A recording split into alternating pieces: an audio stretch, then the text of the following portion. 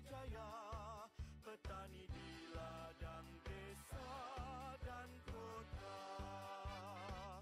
Berusaha doa di tanah merdeka, hebat perjuangan, giat pembangunan, tingkat pendapatan melimpah rahmat dan berkat, jaminan makanan mencukupi, selamat berkualiti.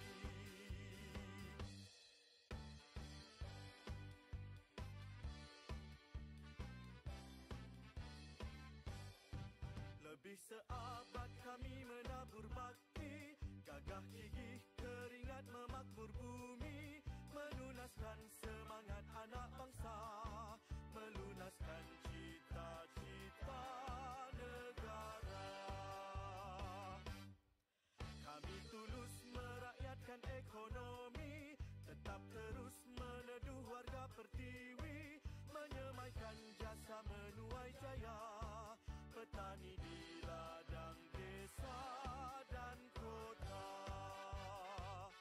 Berusaha doa di tanah merdeka, hebat perjuangan, giat pembangunan, tingkat pendapatan melimpah rahmat dan berkat, jaminan makanan mencukupi, selamat berkualiti.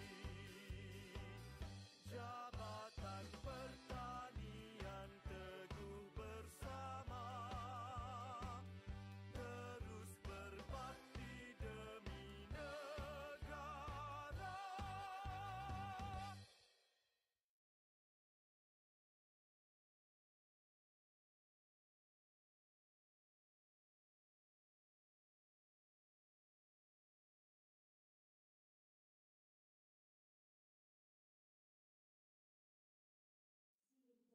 Sirip dari Pulau Mutiara. Pemanis kata selamat datang, awal bismillah, pembuka bicara. Dari Raut pergi ke Pontian, terus putar ke Kuala Perlis. Harap semua berikan perhatian, mohon saya mulakan majlis. Yang berbahagia, Datuk Loman Hakim Ali, Ketua Setiausaha Kementerian Pertanian dan Keterjaminan Makanan.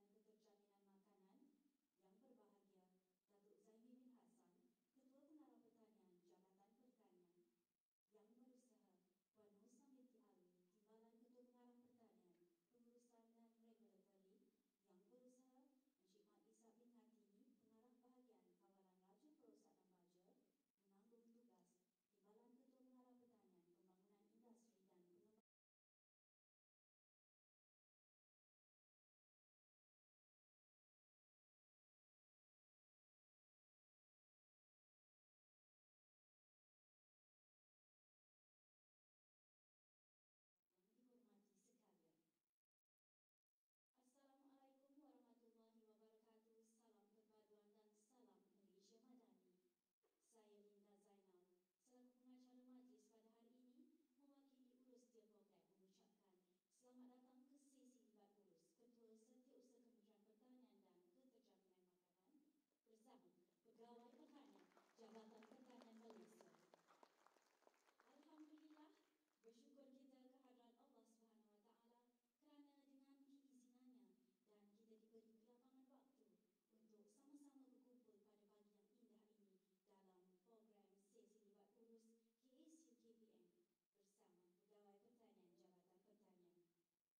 Sesi libat urus ini adalah satu platform yang bertujuan untuk memberi peluang kepada warga pertanian bertemu sua bersama KSU serta mendengar amanat dalam melaksanakan gerak kerja pengembangan pertanian kepada golongan sasar demi pembangunan sektor agro makanan.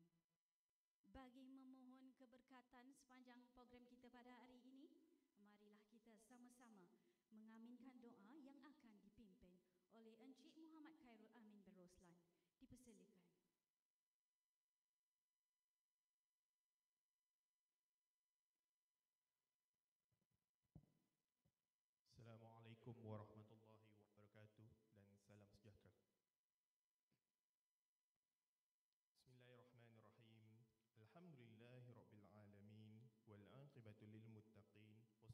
wassalamu ala asyrafil anbiya'i wal mursalin wa ala alihi wa sahbihi ajma'in. Dengan penuh khusyuk dan tawaduk, kami bersyukur atas segala nikmat dan rahmat yang telah Engkau kurniakan.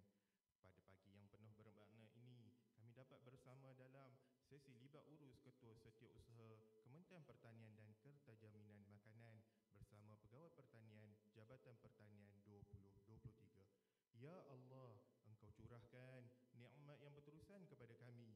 Kurniakanlah petunjuk dalam mencapai keredaan-Mu, ya Allah. Jauhkanlah kami daripada ujian bara bahaya dan wabak penyakit, serta ampunilah dosa kesalahan kami. Allahumma ya Hamid, ya Majid. Pada hari ini, kami bersyukur kerana diberi peluang untuk mendengar amanat dan mendapat panduan daripada Ketua Setiausaha KPKM untuk kami melaksanakan gerak kerja pengembangan pertanian kepada golongan sasar demi pembangunan sektor agro makanan negara. Justru Engkau kurniakanlah kepada kami, ya Allah, jiwa yang mantap, iman yang teguh, agar kami terpelihara daripada terlibat dalam apa jua unsur negatif yang boleh menjatuhkan maruah diri, keluarga, jabatan dan negara. Allahumma ya Hakim, ya Azim, jadikanlah kami, ya Allah, dari kalangan hamba-hamba-Mu yang taat dan bersyukur, hamba yang melaksanakan tugas dengan penuh kejujuran, ketulusan, keikhlasan, keterbukaan dan amanah. Jadikanlah kami, ya Allah, golongan yang bijaksana, berwibawa serta saling bekerjasama. Tingkatkanlah kami dengan ilmu pengetahuan, kemahiran dan penguasaan dalam bidang pekerjaan yang diceburi. Allahumma ya Hannan, ya Mannan, ya Badi'us samawati wal ar. Ya Allah, jadikanlah sesi libat urus pada hari ini satu perhimpunan yang dirahmati dan perpisahan kami selepas ini satu perpisahan yang diberkati. Rabbana atina min ladunka rahmatan wa hayyi lana min amrina rasyada. Rabbana atina fid dunya hasanatan wa fil akhirati hasanatan wa qina azabannar. Wa sallallahu ala sayyidina Muhammadin wa ala alihi wa sahbihi wa barik wa sallam. Walhamdulillahi rabbil alamin. Tabarakallahu minkum. Terima kasih ucapkan kepada Encik Muhammad Khairul di atas pimpinan doa sebentar tadi. Baiklah, sebelum kita mulakan sesi libat urus bersama Datuk KSU kita pada hari ini, izin saya menjemput moderator kita pada hari ini iaitu Encik Nazli Mat Aris, Ketua Penolong Pengarah Bahagian Perancangan Strategik Jabatan Pertanian Malaysia. Tanpa membuang masa, dengan ini saya menyerahkan majlis ini kepada Encik Nazli Mat Aris. Dipersilakan Encik Nazli.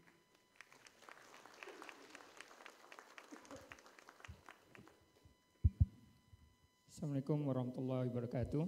Terima kasih kepada Puan Pengerusi Majlis Yang Berbahagia Datuk Lokman Hakim Ali, Ketua Setiausaha Kementerian Pertanian dan Keterjaminan Makanan, Yang Berbahagia Datuk Zahimi bin Hassan, Ketua Pengarah Pertanian, Pegawai-pegawai kanan Jabatan Pertanian, tuan-tuan dan puan-puan sekalian.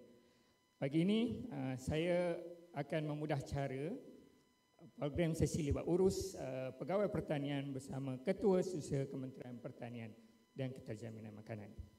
Baik, sebelum saya menjemput Yang Bagi Datuk untuk ke pentas bersama dengan saya pada pagi ini, izinkan untuk saya berikan sedikit biodata berkaitan dengan Datuk, yang mana Datuk KSU memulakan perkhidmatan sebagai pegawai tadbir dan diplomatik di Kementerian Perdagangan Antarabangsa dan Industri.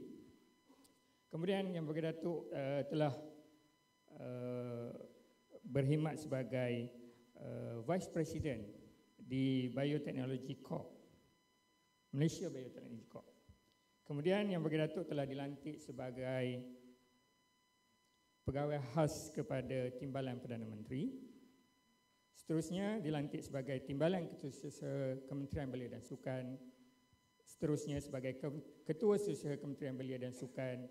Kemudian Ketua Setiausaha Kementerian Perdagangan Antarabangsa dan Industri. Dan seterusnya Datuk KSU menerajui Kementerian Pertanian dan Keterjaminan Makanan. Dengan itu saya jemput Yang Bagi Datuk untuk bersama saya ke pentas pada pagi ini.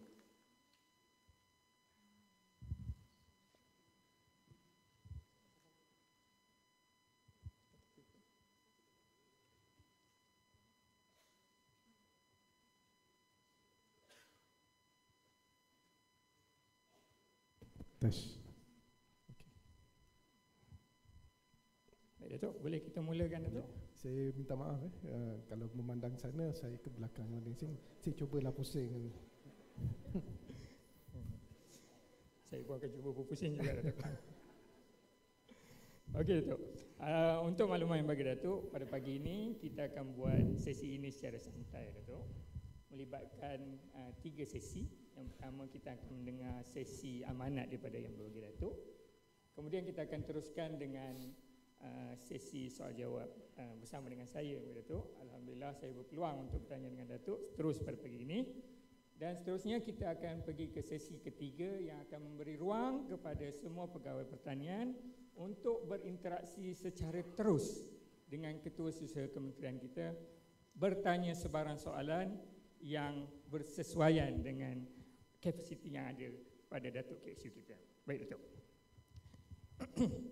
Jadi Datuk, pagi-pagi ini kita bersama dengan pegawai-pegawai pertanian Datuk, yang mana pegawai pertanian di Jabatan Pertanian ini seramai lebih kurang 566 orang Datuk. Dan keseluruhan kita punya perjawatan di Jabatan Pertanian ini lebih kurang 2,993 Datuk, yang mana melibatkan 12 bahagian teknikal. Kita juga ada di negeri, di 12 buah negeri termasuk dengan Labuan, cuma tidak termasuk Sabah dan Sarawak. Dan juga kita ada 3 unit yang melibatkan unit undang-undang dan juga unit integriti Datuk. Tanpa membuang masa, saya persilakan Yang Berbahagia Datuk untuk memberikan amanat Yang Berbahagia Datuk kepada semua pegawai pertanian pada hari ini. Dipersilakan Yang Berbahagia Datuk. Terima kasih. Terima kasih Saudara Nazli, pengacara majlis, Yang Berbahagia Datuk Zaini, KP Jabatan Pertanian, timbalan KP, pegawai kanan, dan saya lihat ramai di sini pengarah-pengarah bahagian, pengarah pertanian, semua pengarah IADA, pegawai-pegawai kanan Jabatan Pertanian, pegawai-pegawai kader, pegawai-pegawai pertanian daerah, yang semua merupakan orang kata tonggak penting dalam memastikan bahawa kejayaan keterjaminan makanan, sekuriti makanan. Dan saya fikir semua di sini pun dah agak hafal lah dasar agro makanan negara 2.0. Saya fikir sebab dasar tu dibuat dan digubal daripada bawah, daripada input-input saudara-saudara, tuan-tuan dan puan-puan sekalian. Dan ini merupakan agenda yang paling penting. Kerajaan yang sebelum ini pun bercakap mengenai keterjaminan makanan, kerajaan hari ini pun bercakap mengenai keterjaminan makanan. Jabatan kementerian ada di sini, Jabatan Pertanian dan pelbagai lagi agensi kita memainkan peranan untuk mencapai agenda tersebut. Tapi itu adalah institusi, itu adalah jabatan. Institusi tidak akan dapat berfungsi dengan baik, tidak akan berfungsi dengan cekap sekiranya pengisian di dalam institusi tersebut tidak mencapai satu kualiti yang tinggi, termasuk di kementerian ini.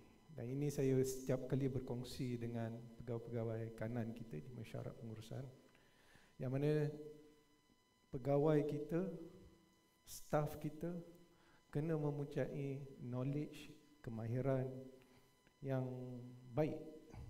Kerana kita di kementerian ini dan di agensi-agensi sentiasa memberi nasihat, khidmat nasihat, kaunseling, bantuan kepada pemegang taruh. If we ourselves are not able to master the knowledge, the technical know-how, the skills, the capacity, it's very difficult untuk kita terus berhubung dengan pemegang-pemegang taruh kita. Saya sebenarnya tak pernah terfikir atau termimpi untuk datang ke kementerian ini. Saya sebenarnya adalah more of an economics person. Both my degree and my masters are in economics as well as international relations. Jadi coming to Kementerian Pertanian ni dan tahu bahawa kebanyakan pemegang taruh kita, klien kita adalah grassroots. Merupakan satu orang kata transisi lah bagi saya, dan saya saya mohon untuk mendapat panduan, sentiasa belajar dengan tuan-tuan dan perempuan khususnya yang berada di lapangan. At the end of the day, apa yang berlaku bagi saya setelah berapa bulan, Januari, pertengahan Januari, 20 Januari berada di sini, cara yang paling cepat untuk saya belajar atau seseorang tu belajar ialah pergi turun ke lapangan. Then you understand. I think being in office is good untuk pengurusan, untuk isu-isu pembangunan, kewangan dan sebagainya. Tapi isu-isu pembangunan, kewangan dan dasar tu sebenarnya datang di apa yang berlaku, practicality-nya di lapangan. And this is where when I go down, saya mendengar pandangan pegawai-pegawai lah. Ada ramai pegawai yang baik.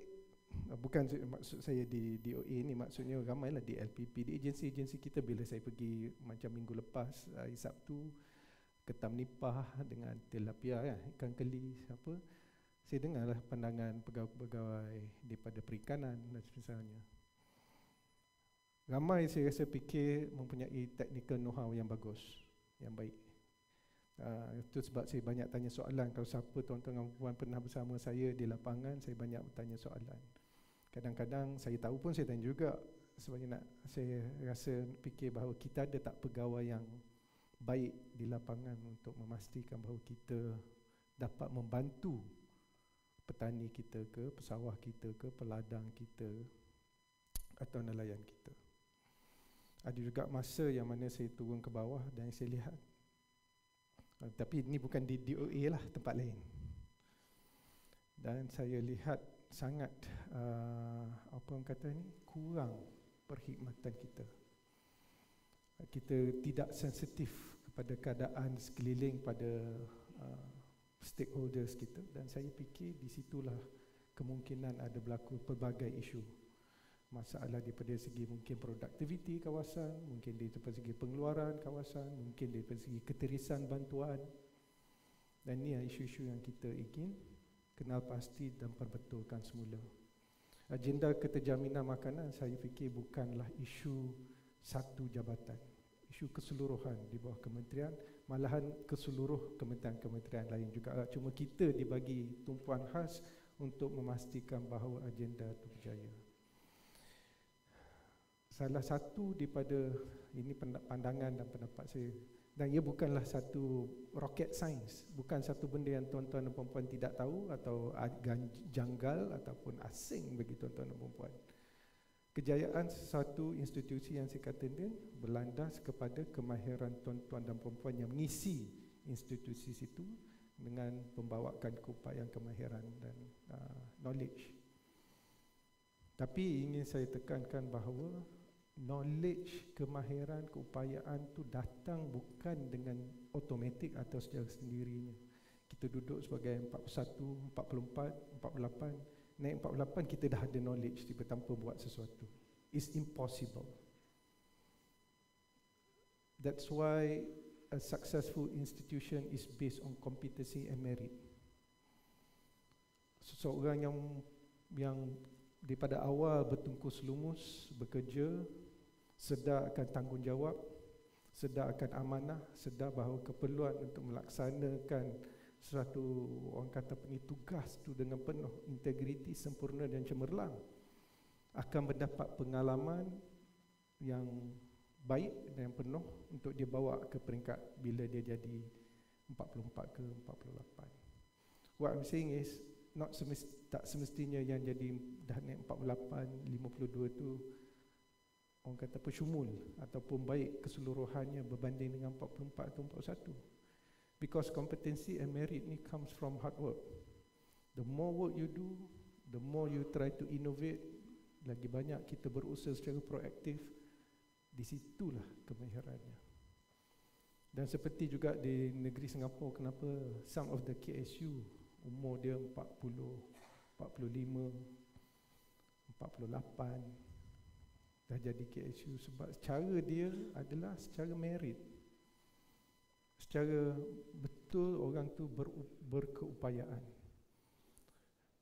Sebaiknya of course lah kita, yang ni saya bincang dengan JPA bahawa kenaikan pangkat ini orang dipilih untuk menerajui bahagian dan jabatan dan kementerian dan sebagainya berdasar daripada senioriti.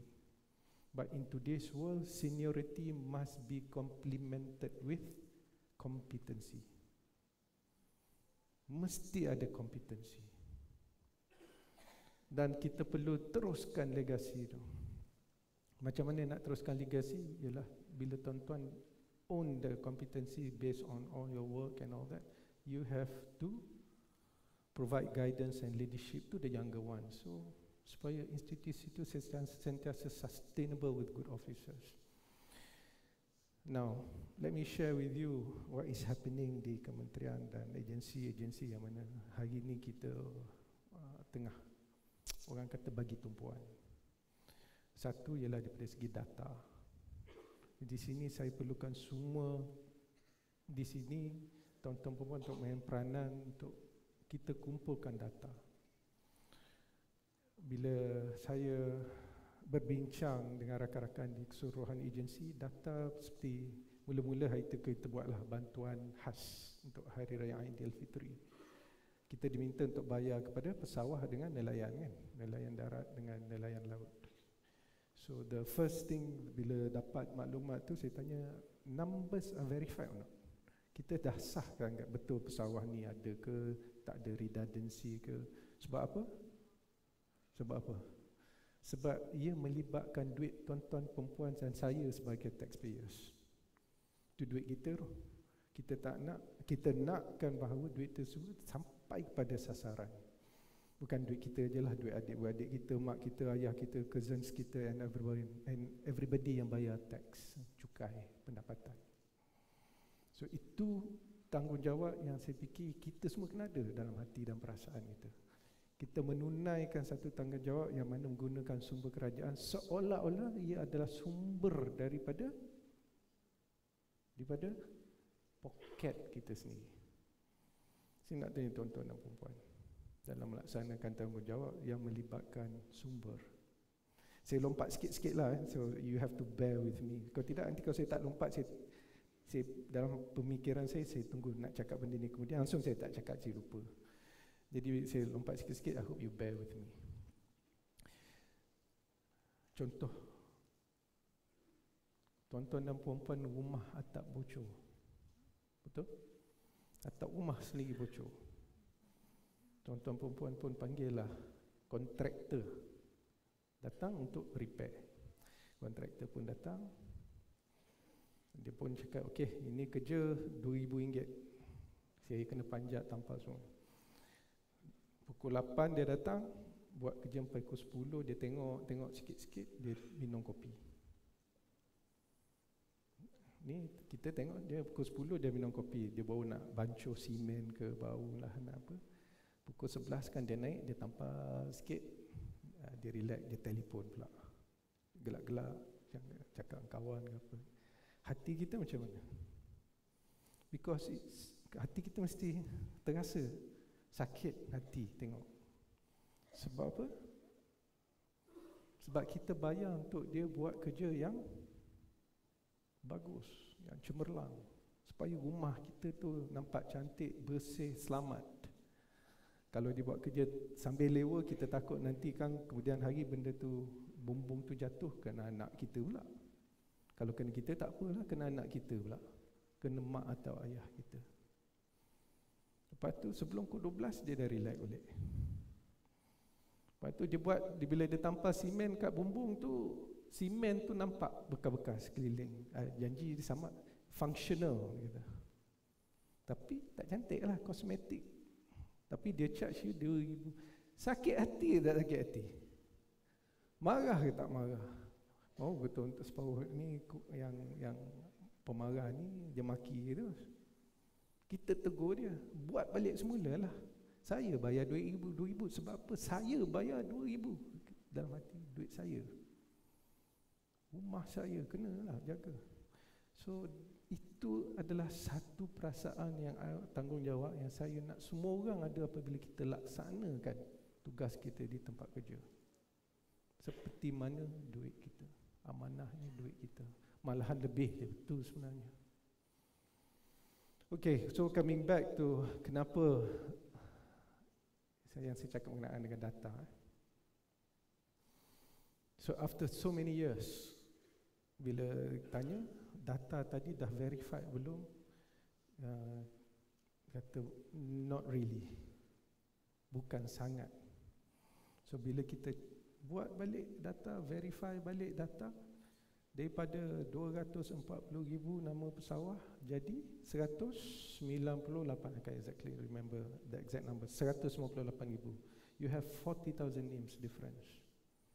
Nelayan kurang sikit lah, dalam 1,000 lebih kot perbezaan.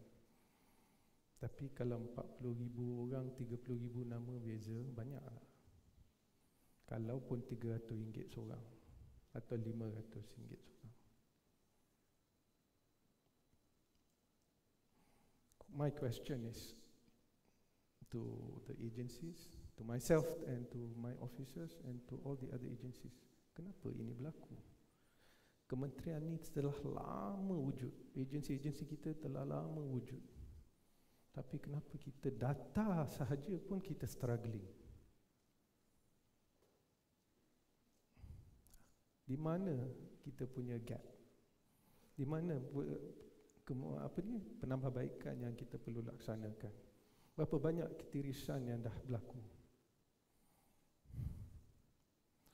That shows also to me, sebab kita bercakap dalam part ni dengan keluarga, to me shows a lot of thinking, a lot of reflection, a lot of hard work kena dilaksanakan. Ini kita belum cerita lagi pasal data petani. Okay?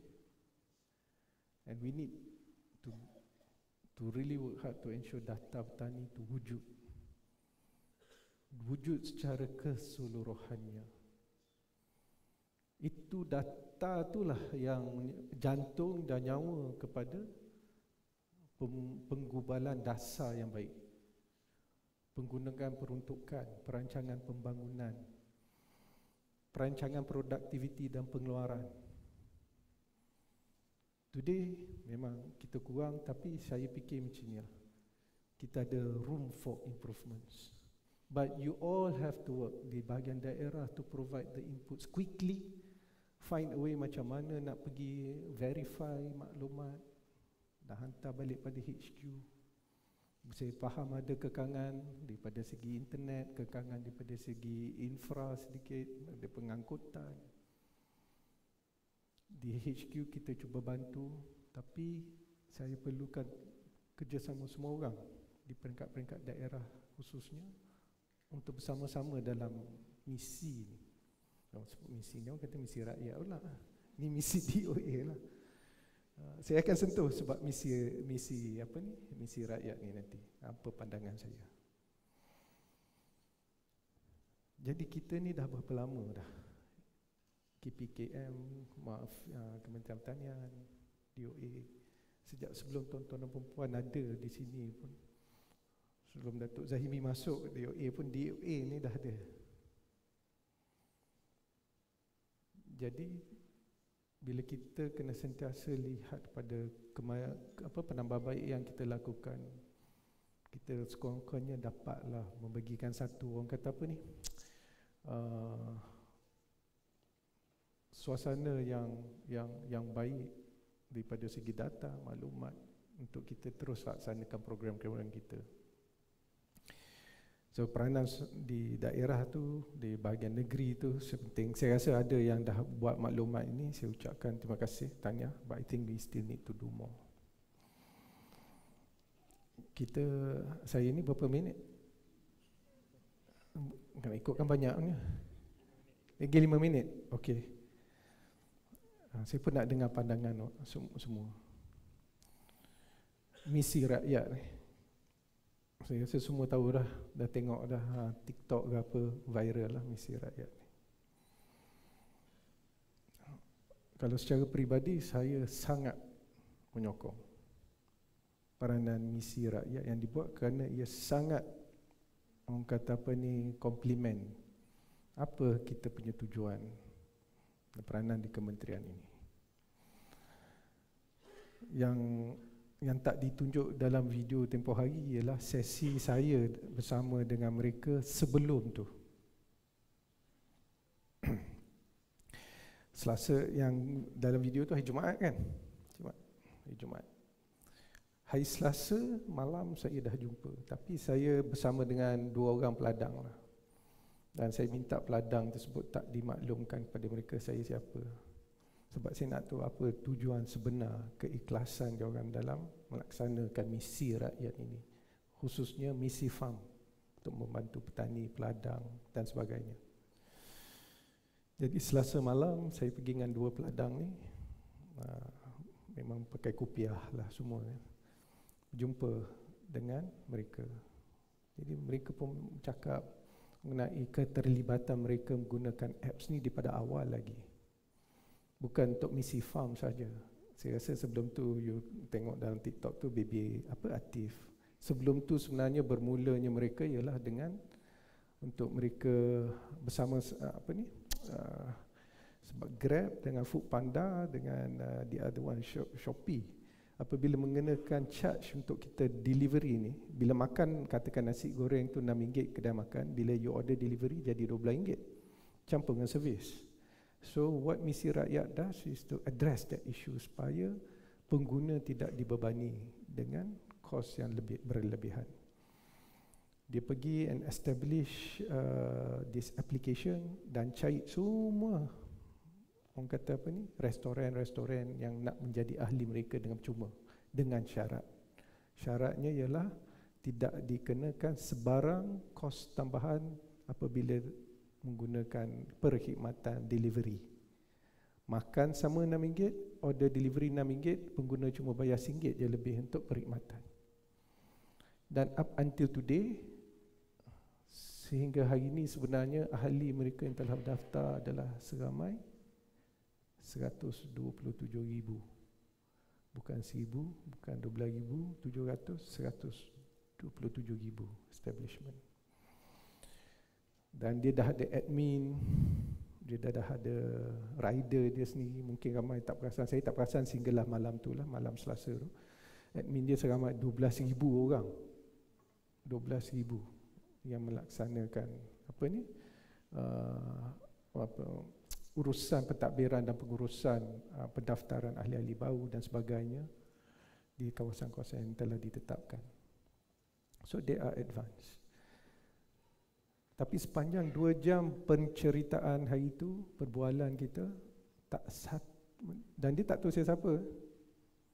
Cuma dia dalam perbualan tu dia cakap sebenarnya banyak orang kerajaan ni telefon ni nak jumpa dia ni.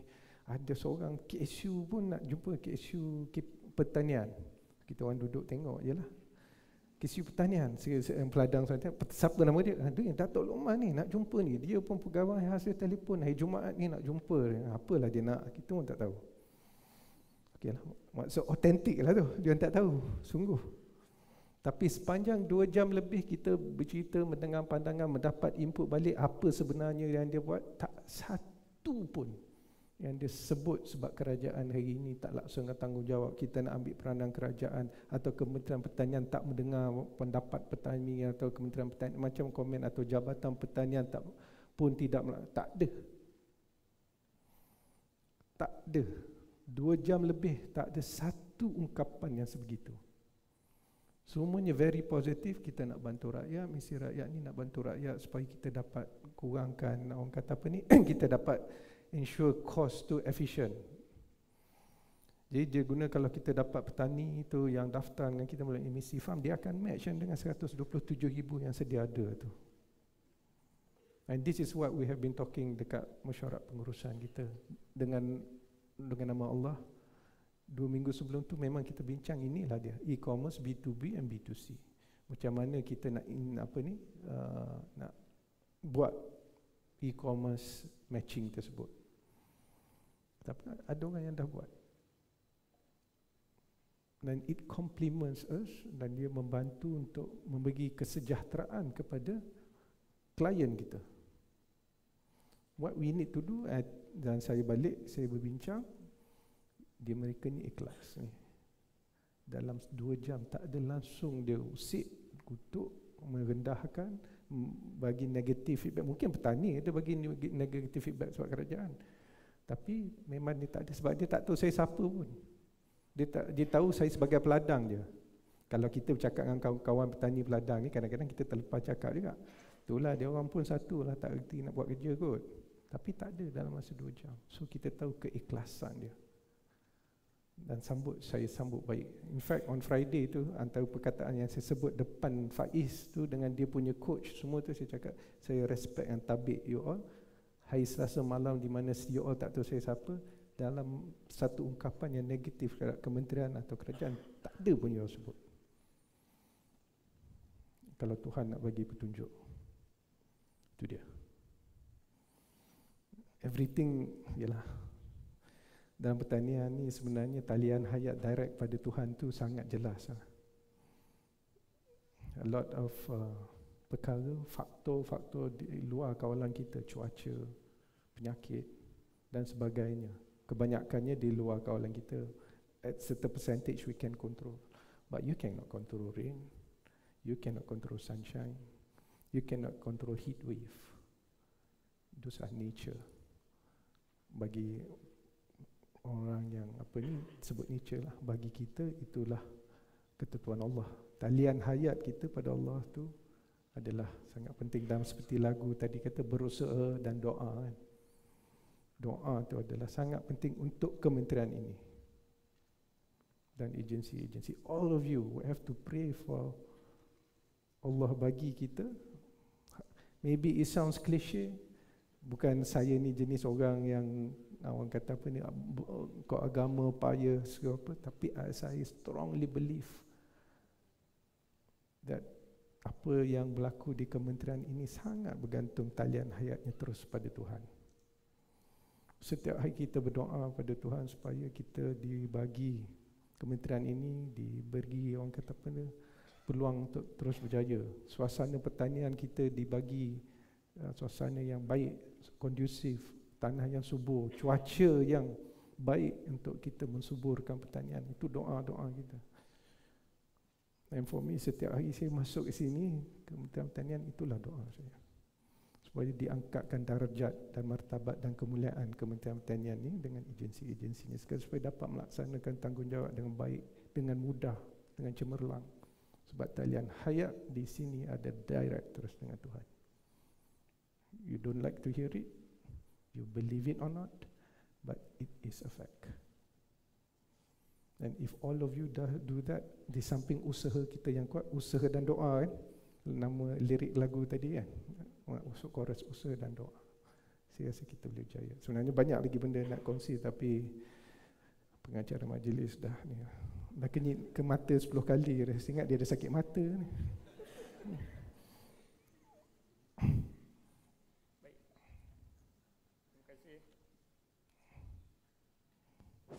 Baik, terima kasih yang bagi Datuk KSU. Ya, saya percaya memang banyak lagi yang Datuk KSU nak kongsikan, nak berikan amanat kepada kita semua pada pagi ini. Tapi kita punya masa memang agak terkekang sikit Datuk, kerana kita akan habis dalam 11 suku lebih kurang Datuk pada pagi ini. Jadi mungkin ya saya faham banyak lagi yang Datuk nak kongsikan dengan kita, banyak lagi yang Datuk nak sampaikan supaya menjadi panduan kepada pegawai-pegawai pertanian kita dalam menjalankan tugas di lapangan. Sebab pegawai-pegawai kita merupakan pegawai yang dekat dengan petani Datuk, kerana mereka yang berada di lapangan berjumpa dengan petani dan juga stakeholder yang berkaitan Datuk. Baik, tadi Datuk sebutkan lebih kurang keperluan data, keberadaan di lapangan, dan saya percaya selepas ini Datuk akan lebih kerap bersama dengan Jabatan Pertanian di peringkat lapangan Datuk. Jadi hari ini juga Datuk adalah hari ke-142 Datuk berada di Kementerian Pertanian dan Keterjaminan. Ya, 142 Datuk. Hampir 5 bulan Datuk berada di Kementerian Pertanian dan Keterjaminan Makanan. Baik, sepanjang tempoh ini Datuk, apa yang Datuk lihat dengan Jabatan Pertanian ini, dan apa yang Datuk ekspektasi Datuk ke atas Jabatan Pertanian selama ini Datuk? Selepas 140 hari Muhammad. Jabatan Pertanian khususnya bagi saya memang potensinya besar sebab tanggungjawabnya besar. Baik petani, baik peladang pun termasuk, baik nelayan pun termasuk, baik yang peternaknya pun termasuk. Dan saya tengok kebanyakan pegawai yang di negeri, di daerah, dia mempunyai kemahiran dalam tiga-tiga perkara lah, sangat baik. Mempunyai kemahiran daripada segi pengurusan ladang. Bila bertanya mengenai apakah penyakit-penyakit yang datang ni, macam mana nak menguruskan ladang yang baik. Jadi saya rasa sesuai untuk pegawai-pegawai di Jabatan Pertanian khusus ni di negeri mempunyai kemahiran tersebut. Mungkin kita perlu bagi exposure yang lebih ke, hantar ke kursus sama kursus dalam atau luar negara untuk kita pastikan kualiti kompetensi itu sentiasa meningkat lah. Saya fikir kekangan yang wujud adalah kalau kita nakkan pertanian ni lebih meluas diadakan, ialah daripada segi siapa yang kita nak bantu. Nampak dekat sini memang ramai lah, saya faham. Tapi bila kita disperse satu negara, memang sumber tenaga tu sangatlah terhad di sesuatu kawasan. So kita kena gunakan kebijaksanaan kita untuk lihat apa sumber yang berada di sekeliling kita tu, leverage on that. Saya fikir nombor satu, isu mengenai dengan pengeluaran pertanian tu bukan sahaja berada dalam takuk atau bertanggungjawab kita saja. Saya lihat banyak lagi kerajaan negeri, syarikat-syarikat di bawah kerajaan negeri, koridor, lepas tu GLC dan kementerian-kementerian yang lain juga buat juga perkara mengenai pertanian. Saya rasa ramai juga yang dah dihubungi atau berhubung dengan mereka. Jadi saya rasa kalau kita nak capai satu KPI, kerana saya terfikir hari itu bahawa kita nak letak KPI untuk negeri dan daerah.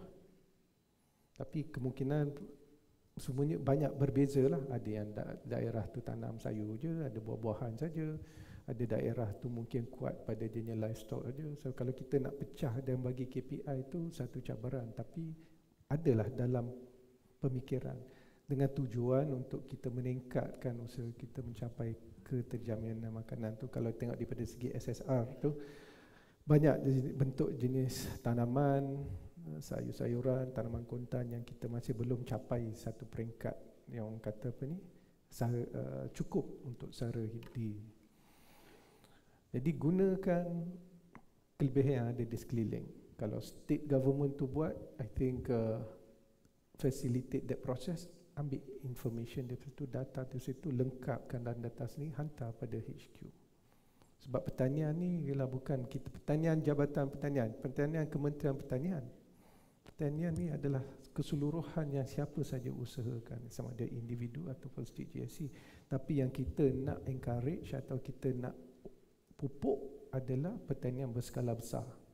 That will make the difference lah kepada ekonomi ataupun sumbangan kepada KDNK bila ada banyak usaha tanaman atau pertanian yang berskala besar. Yang berskala besar ni hanya datang daripada institusi, kerana sumber daripada segi tanah, sumber daripada segi tenaga manusia, sumber dari segi kewangan, sumber dari segi pembangunan tu sendiri berada di institusi-institusi tersebut. So I think it's good that we leverage on that. Sementara kita melihat kepada individu-individu yang mempunyai mungkin 10, 20, 30 ekar, tapi kita nak pupuk institusi yang besar, negeri, kerajaan negeri, syarikat kerajaan negeri, GLCs, koridors dan sebagainya, syarikat orang swasta untuk terlibat. Itu saya fikir bahawa satu yang boleh dilaksanakan untuk kita capailah keseluruhan agenda keterjaminan makanan kita. Baik Tok, banyak yang Datuk kongsikan.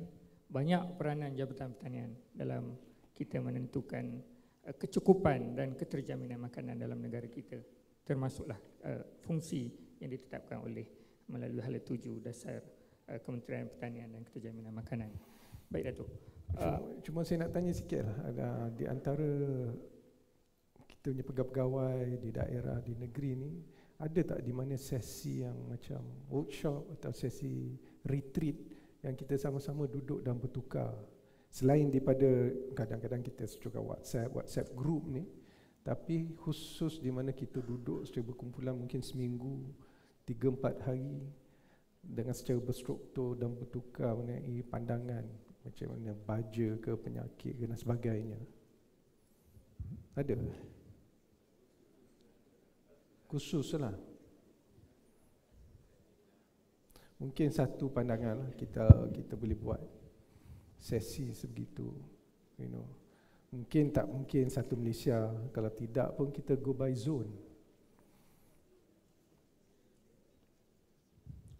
Satu cadangan yang baik daripada yang bagi Datuk untuk kita perhalusi, untuk kita tambah baik dalam kita merencana bagaimana untuk kita memastikan keterjaminan makanan kita mencukupi, Datuk. Kita juga sebenarnya dalam proses untuk membangunkan plan strategik juga, Datuk. Seperti kementerian juga yang dalam proses untuk membangun plan strategik, kita juga akan bersedia untuk berbincang dengan peringkat negeri, di peringkat daerah untuk mendapatkan input dan semuanya supaya kita dapat selaraskan, supaya hala tuju kita selaras dengan hala tuju yang ditetapkan oleh kementerian, Datuk. Awal tahun ini, Datuk, pihak kementerian telah mengemukakan 5 hala tuju Kementerian Pertanian dan Keterjaminan Makanan, Datuk. Yang pertamanya melibatkan memperkasa industri aquaculture. Yang kedua, memperluaskan ternakan lembu feedlot. Penanaman jagung bijian, penglibatan golongan belia dan memperkasa Institut Latihan Pertanian. So, itu 5 hala tuju kementerian pada tahun ini, Datuk. Daripada 5 hala tuju itu, Datuk, di mana Datuk melihat peranan signifikan yang boleh dimainkan oleh Jabatan Pertanian dalam memenuhi hala tuju yang ditetapkan oleh kementerian? Kalau ikut pengalaman saya, yang 1, 2, 3, 4 tadi memang peranan tu dah pun mempunyai keterlibatan pegawai-pegawai daripada Jabatan Pertanian, which is very good lah. Kecuali mungkin aquaculture tu you all selalu bagi DOF lah, sebab DOF orangnya. Tapi macam GrainCon, misal saya nak lihat ramai yang telah mempunyai keterlibatan daripada pengurusan tertinggi sampai pegawai daerah bagi memantau isu-isu GrainCon lah, ataupun penanaman GrainCon. Cumanya daripada segi yang nombor 5 tu, TVET. Saya pernah di Kementerian Belia dan Sukan dulu juga memantau 22 institusi TVET lah. Dan bagi saya, keterlibatan langsung pegawai di jabatan adalah penting dalam institusi tersebut. Saya tahu dalam setiap institusi itu dia ada pegawai pertanian dia. Tapi bila you dah duduk lama dalam institusi pengajian, dia punya knowledge tu is not as vast, as current, as practical dengan pegawai-pegawainya. Contoh saya ambil lah. Sebab ini pun melibatkan sumber. Bila saya mempengerusikan masyarakat lembaga perolehan untuk katakanlah nak beli makanan ternakan, contoh ternakan atau baja dan sebagainya. Bila saya tengok skop dia okey, tapi bila tengok penilai-penilai daripada segi teknikal misalnya datang daripada institusi tersebut sahaja. Jadi kemungkinan penilaian di situ tidak menggambarkan keperluan yang sebenar di pasaran, ataupun kalau di MITI kita sebut pasaran lah, kalau di sini di lapangan yang sebenarnya. So apa yang dipelajari mungkin ada kelemahan, ada gap. Student mungkin tak menggunakan sumber seperti sumber yang digunakan di lapangan. Jadi the appreciation will be different, the understanding, the education will also be very different. Kalau kemungkinan keterlibatan pegawai daripada Jabatan Pertanian itu sendiri berada dalam institusi, saya tak pastilah bagaimana peranan tu boleh diadakan dalam pelbagai bentuk, pelbagai platform, pelbagai cara. Tapi yang pastinya dalam lembaga perolehan tempoh hari, saya minta supaya semua lembaga perolehan yang berkaitan dengan contoh pada masa itu ialah mengenai dengan makanan atau ternakan atau baja, perlu ada pegawai daripada jabatan sendiri berada dalam technical group tu untuk penilaian. Supaya apa yang dibelajar, bahan yang digunakan, pembelajaran atau mungkin modul kemudian hari itu bersesuaian dengan apa yang di lapangan. Now our kebolehpasaran daripada institusi latihan kita adalah lebih kurang 69%. Jauh ketinggalan daripada kebolehpasaran di institut TVET yang biasa 90%. Itu satu perkara yang kita perlu semak dan lihat kenapa berlaku sebegitu rupa. Kemungkinan ada yang tak masuk pertanian, kemungkinan pergi menyambung pelajaran, tapi banyak sangatlah maksudnya. Jauh sangat daripada apa yang kita ajar dan didik, dan mereka ni keluar ke pasaran tu tak bekerja di dalam bidang pertanian tu sendiri. So bagi saya yang nombor 5 tu ada satu ruang yang mana peranan DOA untuk membantu orang kata apa ni, keberkesanan, kebolehpasaran student kita lah. Kebolehpasaran maksudnya apa nilai tambah ataupun knowledge ataupun kemahiran yang boleh dibuat semasa proses pendidikan TVET ataupun latihan tu dilaksanakan sepanjang setahun setengah tu. Baik Datuk, itu apa yang telah Datuk terangkan bahawa 5 hala tuju kementerian itu dan hampir keseluruhannya ada penglibatan daripada Jabatan Pertanian. Sebab kadang-kadang kita melihat fokus tu banyak kepada aquaculture dan juga ternakan, jadi nampak seolah-olah tidak ada fokus kepada tanaman Datuk dalam hala tuju tersebut. Jadi kita nampak di sini memang ada penglibatan Jabatan Pertanian dalam hala tuju yang telah ditetapkan oleh kementerian. Baik Datuk, tadi Datuk juga maklumkan jabatan ini jabatan yang telah lama Datuk. Jabatan ini telah diwujudkan 1905 Datuk. Lebih daripada 100 tahun Datuk. Dan jabatan ini telah mengalami revolusi sepanjang tempoh sehingga kini Datuk, yang mana pada tahun 1926 telah ditubuhkan lembaga getah, dikeluarkan daripada fungsi Jabatan Pertanian. 1965 telah ditubuhkan FAMA sebagai melaksanakan pemasaran yang mana sebelum itu turut dilaksanakan oleh Jabatan Pertanian. Kemudian research dikeluarkan dan dibuat oleh MARDI. Kemudian tahun 1973 LPP ditubuhkan dan kemudian MAKIS ditubuhkan pada 2011, termasuk juga lembaga penyelesaian nenas Malaysia Datuk. Jadi dengan revolusi yang berlaku itu Datuk, di mana kementerian melihat pertindihan fungsi, adakah ada pertindihan fungsi yang berlaku antara jabatan dan agensi di peringkat kementerian di bawah kementerian ini, ataupun sebenarnya jabatan dan agensi ini sebenarnya memainkan peranan untuk complement each other Datuk. Pandangan Datuk. Saya rasa yang terkemudian itulah complement with each other. Agensi-agensi tertentu yang ditubuhkan, saya rasa mesti, saya pun tak adalah baca semua kertas memorandum jemaah menteri sebelum ni mengenai pewujudan setiap agensi. Tapi usually pewujudannya ialah berkisarkan kepada potensi pasaran, potensi ekspor, potensi produk tu sendirilah. Saya fikir macamlah lembaga nenas pada satu masa dulu ia strategic sector sebagai satu pasaran utama buah-buahan tropika kan, di dalam negara dan luar negara, dan khususnya dia boleh dijadikan bukan buah tu sendiri saja as a whole fruit, fresh fruits, tapi the value added yang boleh dihasilkan daripada nenas.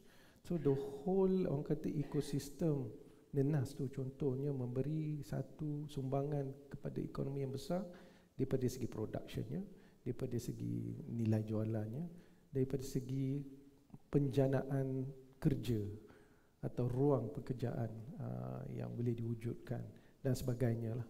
Saya rasa kalau kita lihat pada durian pun, kalau ada saya fikir kalau ada yang mengutarakan untuk adakan lembaga durian Malaysia misalnya, untuk memastikan sustainable production and sales, because this durian mempunyai adalah satu orang kata apa ni, nilai tinggi untuk buah-buahan, salah satu daripadanya, dan ia masih mempunyai potensi yang sangat tinggi lagi. Sebab durian ni contohnya ialah kalau nak diadakan lembaga durian Malaysia, ialah antara kekuatan di Malaysia ini adalah kita boleh hasilkan benih variety durian yang agak cepat. Dan saya rasa masa perbincangan tempoh hari itu kita lihat bila variety apa D24 lepas D24 masuk Musang King. Lepas Musang King tu hampir orang kata terkenal semua, kita keluar Blackthorn dan sebagainya. So the keupayaan negara ni, this is our strength. We must realize inilah kekuatan kita. Daripada segi durian tu kita boleh menghasilkan variety yang begitu cepat berbeza. Maksudnya we are ahead of our competitor. Kalau kita lihat pada Musang King hari ini, kalau tuan-tuan tahu lah, Musang King the best lah. Tapi kita di ASEAN ni, Musang King Thailand ada, Musang King Vietnam pun ada, Musang King Philippines pun ada dah sekarang, semua guna Musang King. So we need to break away from that.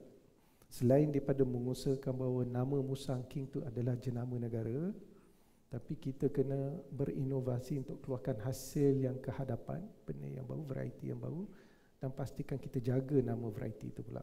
Mungkin Musang King ni, nama Musang King tu kita, walaupun kita dah register kan, dengan MyIPO, but somehow kita terlepas lah penggunaan secara orang kata khusus nama Musang King. So bagi saya dalam kes ni tidaklah menjadi satu persaingan. Ia adalah satu perkara yang kita complement with each other. So Jabatan Pertanian memang sangat luas. Dos yang kita rasakan mempunyai nilai value yang sangat tinggi pada sesuatu buahan atau tanaman tu, boleh kita jadikan satu agensi yang khusus melihat kepada pengembangan masa hadapan, mengeksploitasi pasaran-pasaran yang baru untuk buah-buahan. Saya rasa macam Harum Manis satu masa dahulu begitu baik. Kita pelbagai usaha kita laksanakan untuk kita ekspor Harum Manis tu. Jadi tapi mungkin kita boleh lihat semula strategi macam mana kita nak membesarkan Harum Manis tersebut. Sama ada nak ada lembaga ke, sama ada nak ada agensi yang baru Harum Manis, wallahu alam. Ada lagi? Ya, kita ada lebih kurang setengah jam lagi, Datuk. Soalan saya pun dah hampir terjawab semuanya oleh yang bagi Datuk. Jadi tiba masanya untuk kita buka ruang ini kepada pegawai pertanian untuk berani tampil ke hadapan, berinteraksi terus dengan yang bagi Datuk Lokman Hakim Ali untuk memberikan pandangan sebarang soalan yang tuan-tuan ingin kemukakan pada yang bagi Datuk. Tuan-tuan boleh ke mikrofon yang disediakan. Saya persilakan. Ini bukan planted question Oh, cepat sungguh sampai mikrofon. Okey. Tak ada, bukan Datuk. Terima kasih Datuk. Yes, kidding. Assalamualaikum dan selamat pagi. Yang bagi Datuk KSU. Saya menerima input yang firstly saya nak kenalkan diri saya lah. Saya ATS Nizam Malik, Ketua Unit Floriculture Jabatan Pertanian. Apa yang Datuk maklumkan tadi, itulah potensi yang ada pada Jabatan Pertanian. Because apa yang kita lihat di sini, Jabatan Pertanian memang fokus pada production lokal. Tetapi ada lagi satu yang kita terlepas pandang, iaitu Datuk, our production for export market. Because our core business is to help petani, menolong petani sama ada untuk keluaran dalaman negara dan juga untuk keluaran keluar negara, ekspor. Because both of this activity akan meningkatkan ekonomi seperti mana yang Datuk nak, kan? Meningkatkan KDNK negara. Jadi kalau kita lihat dari segi economic purpose, ekspor is value dia lebih tinggi daripada domestic punya acquisition. Jadi apa yang telah saya laksanakan untuk makluman Datuk, kita telah work out this project ladang export orchid Dubai. We call it LOED since 2021. Because unit saya try to put up back after pandemic COVID-19 itu, industri orchid kita collapse. Now situation in industry orchid, especially floriculture in Malaysia, most of investor from Singapore, they are plant the orchid in Johor. After COVID melanda, all the investor from Singapore, they divert the plantation to Sumatra. Because satu, there's no movement waktu COVID di Malaysia. Then dia expand di Sumatra because of the COVID. The second one because of the labour cost. Because dia buat plantation, dia dah bukan buat ladang. Jadi dengan adanya COVID ni, it's a good reset for this floriculture industry. Untuk makluman Datuk, industri floriculture negara worth of 500 juta tu, half B. We are number 9 in the world. Exporter bunga dunia, nombor 9, top 10 in the world. Jadi saya melihatkan peluang ini cukup besar untuk kita punya pengusaha pertanian, especially for the orchid grower. Then we design, unit saya design satu kerangka project, we call it LOID, Ladang Ekspor Orchid Dubai, whereby this ladang can commit what the demand from the Dubai. Because dalam ekonomi is very simple, Dato'. You must seeking for the market, the demand. Then you can project for your production, your supply. Ini yang telah berlaku dan saya panggil industry player, saya panggil pengusaha-pengusaha orchid yang pernah terlibat dalam industri ini.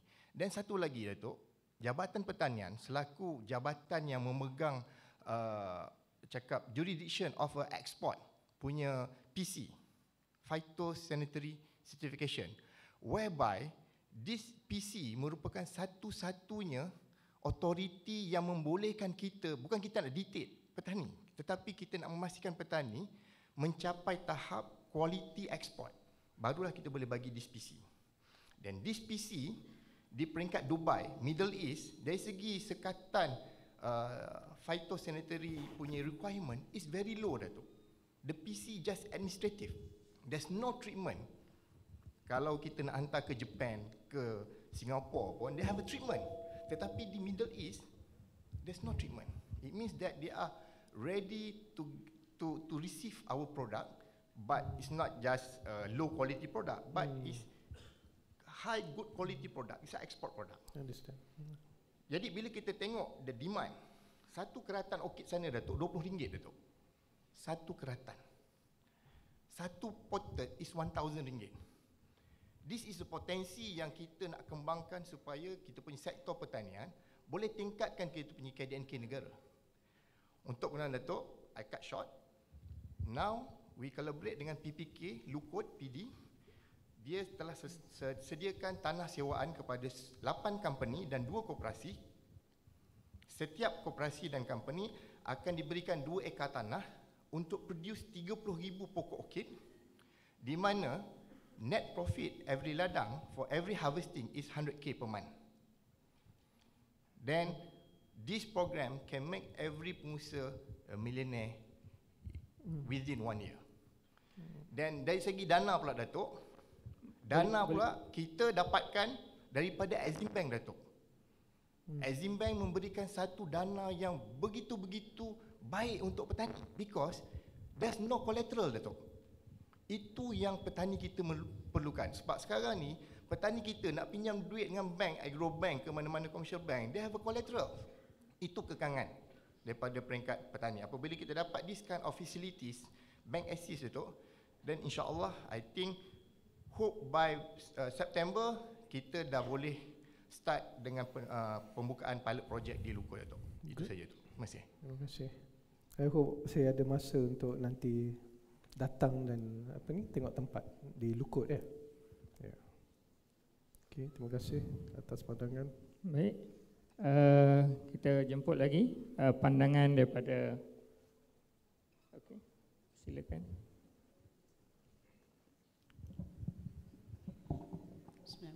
Assalamualaikum, Datuk. Assalamualaikum. Yanti from Perak.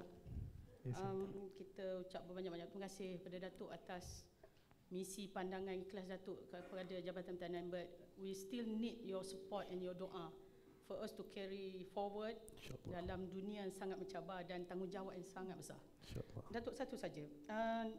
Saya sangat-sangat menyokong Faiz dan grup dia, founder misi.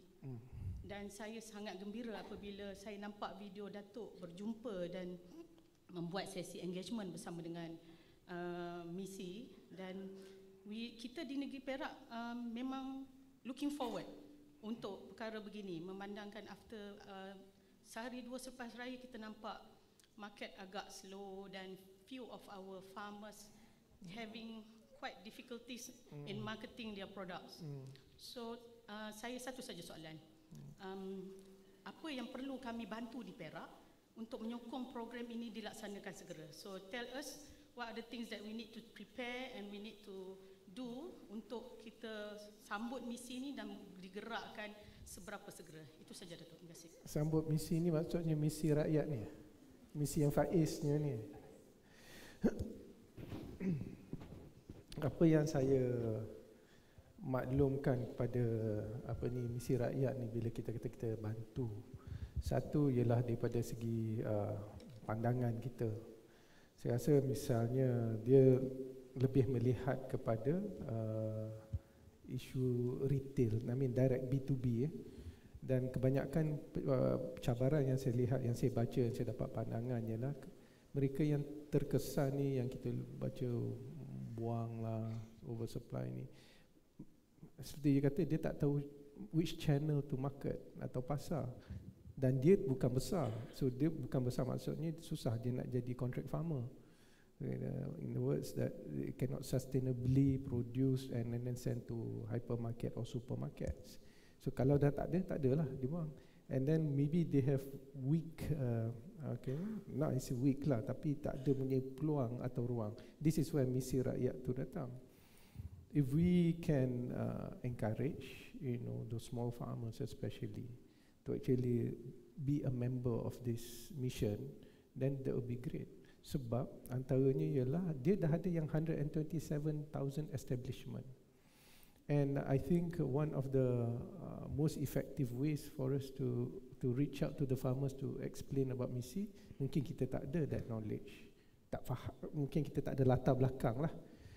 In every daerah di Malaysia ni dia ada admin dia, so we can work with the admin. Sit down, work with the admin, say dalam daerah ni kita ada ni, yang ni kecil, yang ni besar, yang kecil ni sentiasa mempunyai cabaran masa, maybe we can gather them and you can talk to them. Sama ada dia orang nak mendaftar sebagai misi punya ahli, I think we have played our part sebagai menyokong dan membantu. I think that will help also. Mungkin some people they would have level of trust is different. They have more trust in you, in Jabatan Pertanian, Pegawai Pertanian, daerah dan negeri. Misi to them is another alien thing because dia tak pernah pun ni. But we can be that bridge. I mean, if kita bersatu, kita bersama, I think a lot of our issues yang seperti apa dialami oleh retailers ataupun petani-petani yang mempunyai kawasan tanaman yang taklah sebesar sangat dapat diatasi jugalah, But I offered them also, mungkin they are looking to go into distribution. So saya tanya, macam mana you nak buat distribution? Di mana you nak start distribution? So their answer is kita dalam dia, bila dia dah ada senarai petani, the pilot project will be in Selangor. Dia akan tanya petani yang di kawasan masing-masing mana yang paling sesuai. So they want to give back the empowerment to the rakyat, yang stakeholder tu untuk buat keputusan di mana distribution. Contohnya kalau distribution tu katakanlah di Kuala Selangor, dan kebetulan kita ada kemudahan kita di Kuala Selangor, for them to develop a distribution hub tu mungkin ambil masa. They got to raise some fund, they got to do some infra. Tapi sementara nak buat tu kita maybe boleh pinjamkan kemudahan kita lah. So I think those are the kind of things that we can work with them. Saya rasa kalau ikhlas kita bekerja seperti itu, yang memberi kemanfaat kepada kementerian, beri manfaat kepada jabatan, and at the end of the day we all will actually able to deliver to the same stakeholders yang kita punya stakeholder atau klien kita. So maybe that would be one start lah. You can identify who's the admin at your place or all this daerah, and pegawai kita can talk to them, understand first. Biar pegawai kita bercakap dengan admin tu, understand, And then only we reach out to our clients, bring them on board. Boleh? Okay. Okey, baik. Ada lagi soalan kepada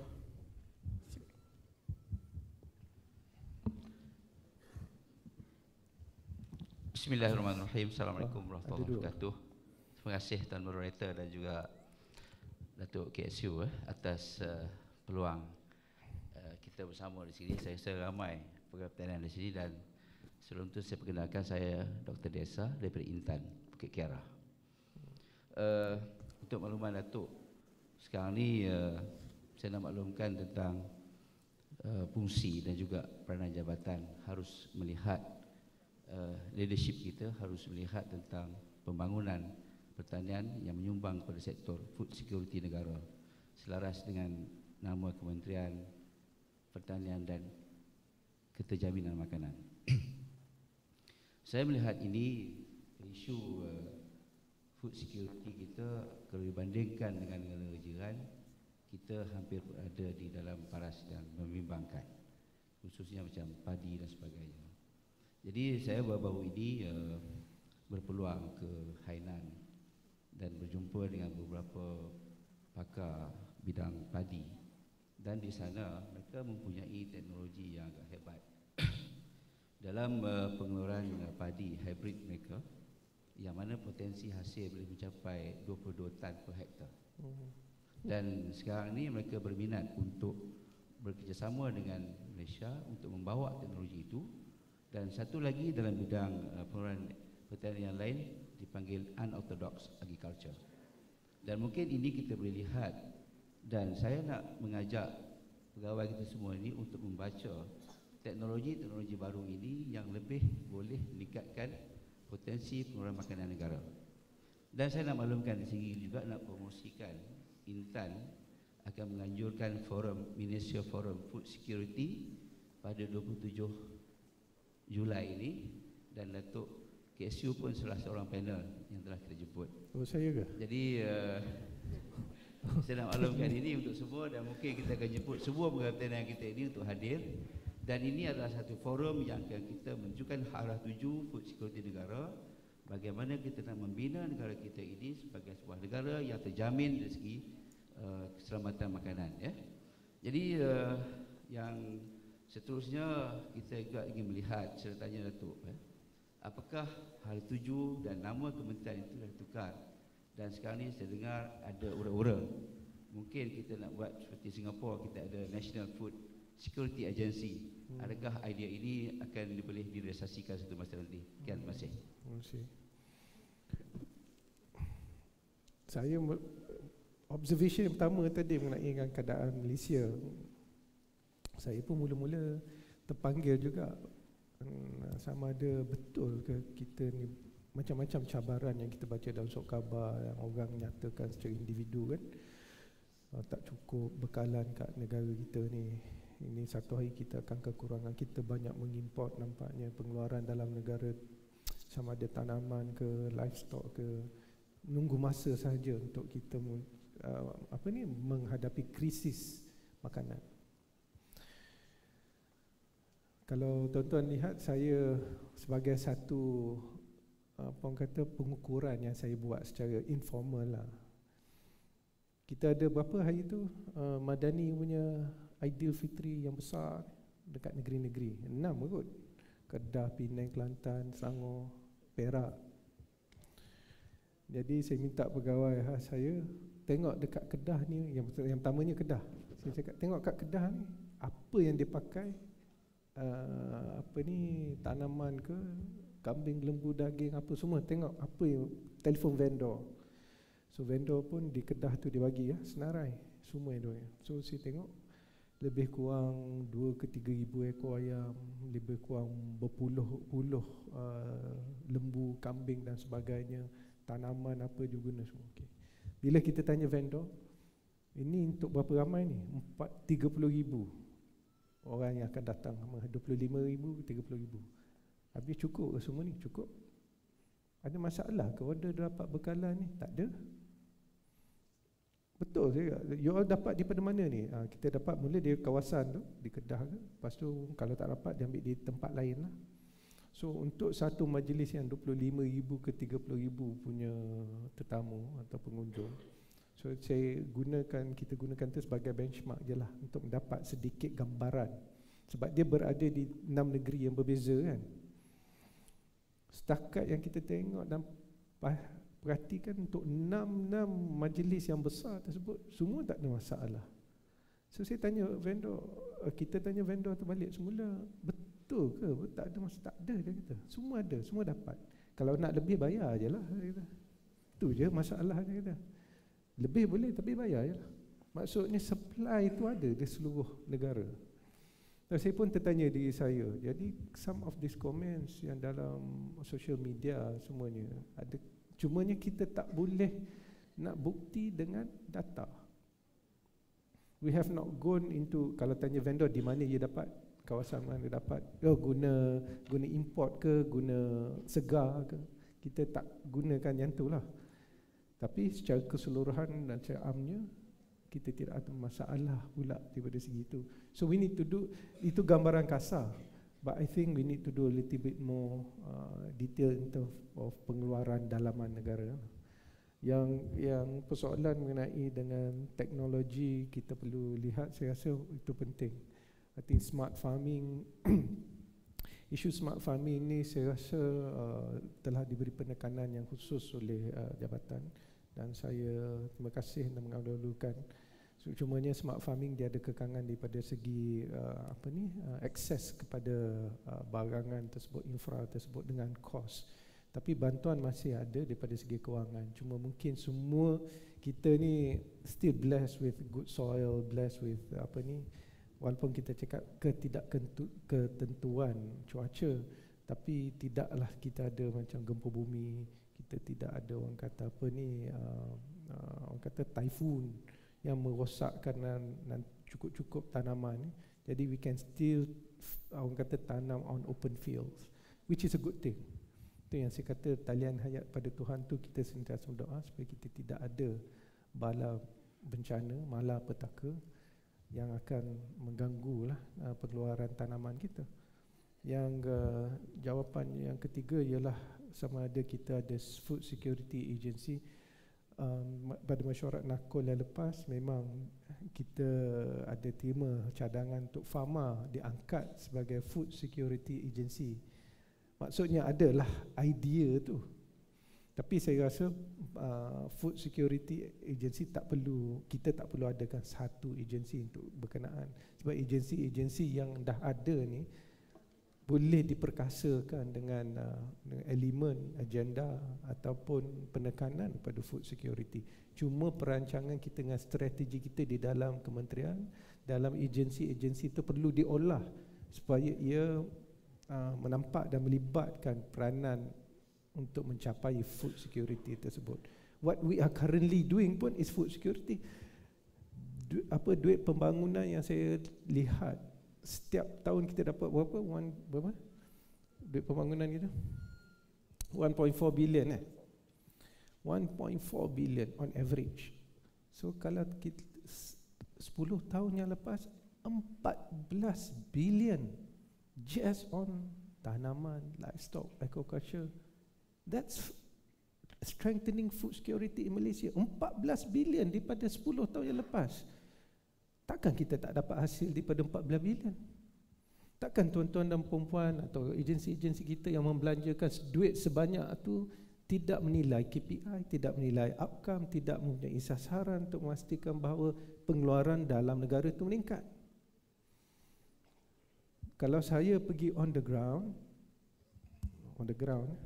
so that's why nak cakap melalui data ni, dan saya lihat balik pada SSR, saya macam tak yakin dengan SSR kita ni. It is under reporting to me. Bila pergi tengok semua tanaman, ruminan, dairy, semua saya tengok, semua tanaman meningkat. At least yield, productivity per acreage tu semua meningkat kalau bandingkan 2, 3, 5 tahun yang lepas.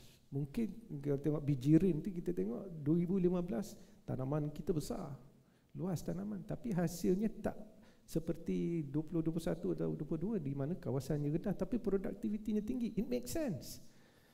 Because the last 5 years or 6 years yang you all spend duit pembangunan untuk meningkatkan daripada segi smart farming, teknologi, pengurusan ladang dan sebagainya, infrastruktur, nampakkan hasilnya hari ini. Cuma yang masalah isu kita ialah the data. We cannot fully proven it with data. We need to collect data better. This is where from the ground lagi kita kena mendapatkan kerjasama. And I think the platform on geotanaman tu is a great application that we need to empower. Geotanaman tu kita boleh buat. Misi rakyat lah. Biar dia misi rakyat tu buat. Tapi kita yang kita buat ni, kita perlu isi sama ada mereka tu adalah di bawah Jabatan Pertanian, mereka di bawah LPP ke, atau mereka di bawah State JLC ke, atau mereka di bawah kementerian lain ke. As long as they do pertanian, we must go out and reach out to them and get them to register dalam geotanaman. Tapi kita kena proaktif. Satu, kalau boleh, we go out and push and get those data. Because at the end of the day, yang buat reporting ni mengenai dengan security makanan ialah kementerian ini. Kita ni orang kata diberi rahmat dengan kementerian lain, agensi lain buat apa yang sepatutnya kita buat, tapi kita takkan mampu buat semua. Macam saya cakap, kita nampak sini ramai, tapi you all go out spread the whole of Malaysia, you all will be handicapped with limited resources, limited infrastructure, transportation and all that. But you are blessed with other people doing the job. Although it's for their stakeholder, that's fine, but it's still kita punya. Kita boleh buat report. So I find that some of this SSR or SSL ni, SSR lah sekarang, are under reporting.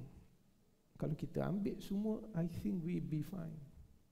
Ada dekat sini yang fikir bahawa you go to hypermarket, supermarket, kedai Aceh, kedai retail convenience store yang kekurangan apa yang kita nak. Maybe it's complemented dengan imports, but that's why importation is also part of food security. That's not a problem. US, you talk about food security, but US import so much. Kita pergi itu kan, kita tengok kat Walmart semua. Buah sayur datang di Costa Rica, Uruguay, Argentina, Brazil. It's not an issue. So I think we need to do a better job, and saya betul-betul a better job of collecting data supaya kita reflect apa yang tuan-tuan dan perempuan dah buat selama 10 tahun yang lepas. If we can do that, we actually bagi tahu orang bahawa kita sukses. Tapi bila kita tak ada data ni, yang semua 14 bilion semua 10 tahun yang lepas yang kita buat ni, kita tak boleh nak proof SSR sama je. Takkan sama, tak mungkin sama, tak logik sama. 14 billion is a lot of money to spend on tanaman, pertanian, and the outcome tu mesti besar. Takkan 14 bilion tu tiris.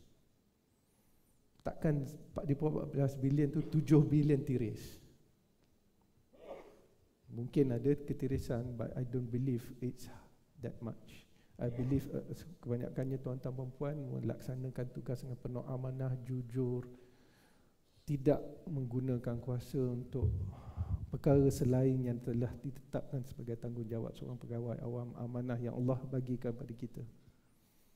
Dan pasti tuan-tuan perempuan menggunakan sumber-sumber kewangan tu untuk meningkatkan hasil daripada petani-petani kita. So collect that data and show that actually we are successful. We have done it. Yes, we can improve. That's fine. Tapi we have done the last 10 years ni so many things. Okay. Saya tak nak separuh pegawai tu bila kita calculate simulation mengenai SSR ni, kita tunjuk balik kat pegawai, ada pegawai tu cakap bukan di Jabatan Pertanian lah, lain agensi. Bila saya tunjuk simulation mengenai dengan SSR produk tersebut yang baru based on the ground, dia kata tak mungkin, tak boleh ni. Dalam hati saya, dia tak yakin ke dengan apa yang dia buat. Saya yakin sebab saya pergi underground, tengok ada kemajuan ni, so let's input balik dalam simulasi SSR ni. Tapi orang yang bertugas tu pula yang menjaga di agensi tersebut ni, rasa tak good sebab tak naik macam ni. Saya yang yakin, dia pula yang tak yakin. Pelik So tahu tak apa yang dia ni buat. But so that shouldn't be the case. I think you all are knowledgeable, you all want to do the best, you all have done the best, you're continuing to do the best. So reflect that in all this information supaya kita boleh ketengahkan. So our PM, our menteri lah, our siapa yang question that this ministry is not doing their job is not right. Right? So thank you. Yeah. Tadi ada So, okay, kita akan buka dua soalan saja lagi daripada sebelah Kibullah sini dan and juga then Zul. Sorry. Okay, selamat pagi, salam sejahtera Datuk. Inilah this golden opportunity lah untuk bercakap direct dengan Datuk. Ya, ni saya punya isu ni lain sikit Datuk. Dia punya ni makmal. Jabatan ini kita ada makmal. Ada bahagian makmal. Jadi saya berbicara tentang isu inilah sebab makmal ini penting juga ya bagi menjamin kualiti makanan. Jadi untuk pengetahuan Datuk, ya, makmal kita ada juga makmal kita yang terlibat dengan yang diberi namalah National Reference Lab untuk makmal residu. Maksudnya setiap makmal di Malaysia ini rujuk kepada kita. Itu peranan kita lah Datuk. Dan saya baru saja balik ke bengkel 9 minggu lalu.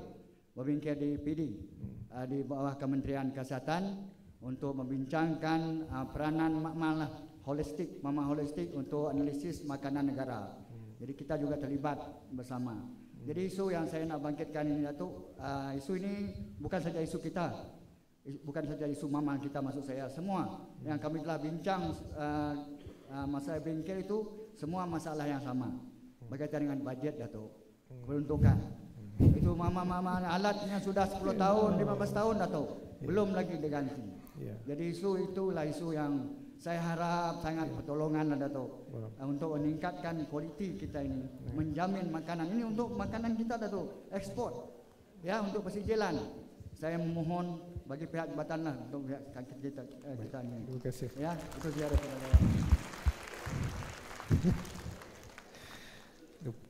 Bukan dimah panjang, semua peruntukan tak cukup. Makmal yang sebelah LPP tu bawah Jabatan Pertanian kan, bangunan tu.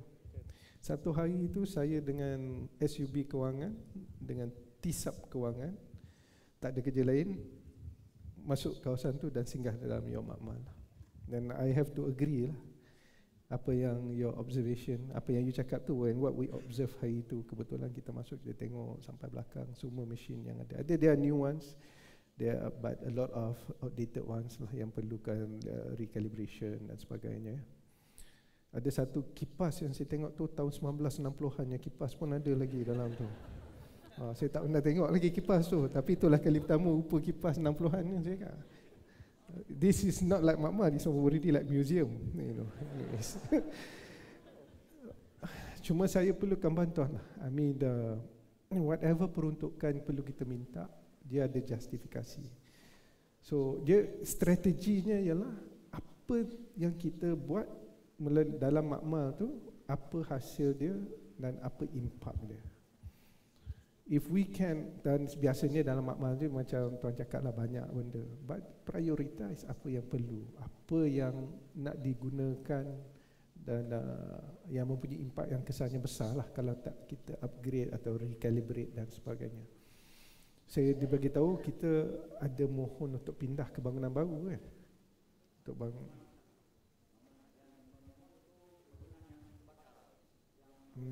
I see. Berapa banyak makmal di seluruh Malaysia? Di UAT?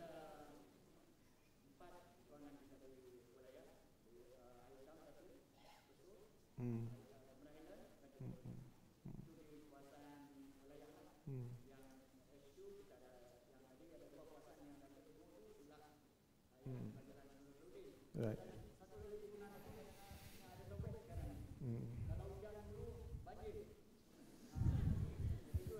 Banjir dalam bangunan. Oh, sian. Okey, saya nak cadangkan keutamaan tersebut di Senat. You are lucky because hari yang saya pergi itu bersama dengan SUB itu, dia punya tisap tu Encik Syukri itu actually he was from MOF dan dia pakar makmal, bahan makmal dan sebagainya. He has done this so many times in his previous appointment. Maybe tuan nak berjumpa dengan dia orang, sediakan senarai, berjumpa dengan tisap Encik Syukri di bahagian kewangan. I think maybe he can provide some guidance lah. Macam mana nak sediakan. Kadang-kadang macam mana kita sediakan permohonan kita, justifikasi dia penting. So kalau nak bincang sekarang ni lama, tapi senarai itu ikut ketemaan tu perlu ada. Tapi secara strategiknya I think you have jumpa tisap. Maybe Rai you can indicate, Rai you can indicate tu pada Encik Ulah ni. Okay. Soalan terakhir daripada Datuk Zul. Bismillahirrahmanirrahim. Assalamualaikum warahmatullahi wabarakatuh. Terima kasih Datuk dan KSU, moderator sekali Datuk TKP. Cuma ada tiga benda lah Datuk nak kongsi bersama. Pertamanya, saya daripada Terengganu. Pertamanya saya ucap terima kasih lah kepada Datuk KP dan KSU kerana sudi panggil semua pegawai pertanian daerah hari ini. Bagi tepukan untuk KSU sekali. Sebenarnya dari segi data tu mungkin saya boleh bercerita lah pasal mungkin di Terengganu, mungkin di negeri lain pun sama. Jadi kita sebenarnya pertama kita tak cukup akses. Akses dari segi internet. Lain sendiri pun ada setengah-setengah di daerah, orang panggil cipuk-cipuk, 1 bar, 2 bar, mampus. Betul tak? Betul tak daerah? Yang keduanya dari segi hardware. Perisian. Ada setengah daerah-daerah masih menggunakan komputer yang kotak tu lagi. Tu Datuk sebut tadi makmal. Kalau pergi kat daerah ada yang kotak tu lagi, yang berat tu. Floppy disk. Yang PC yang dulu lagi. Jadi bukan daerah, pegawai pertanian daerah tak bekerja sebenarnya.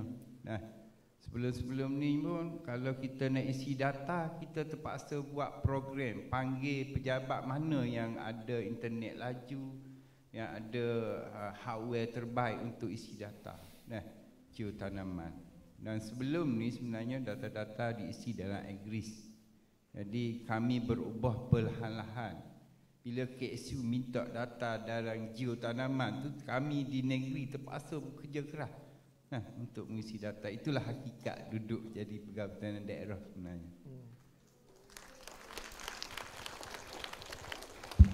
Okey, yang keduanya berkenaan dengan lambakan. Bila berlaku lambakan, kamilah di negeri pegawai pertanian daerah yang terpias teruk.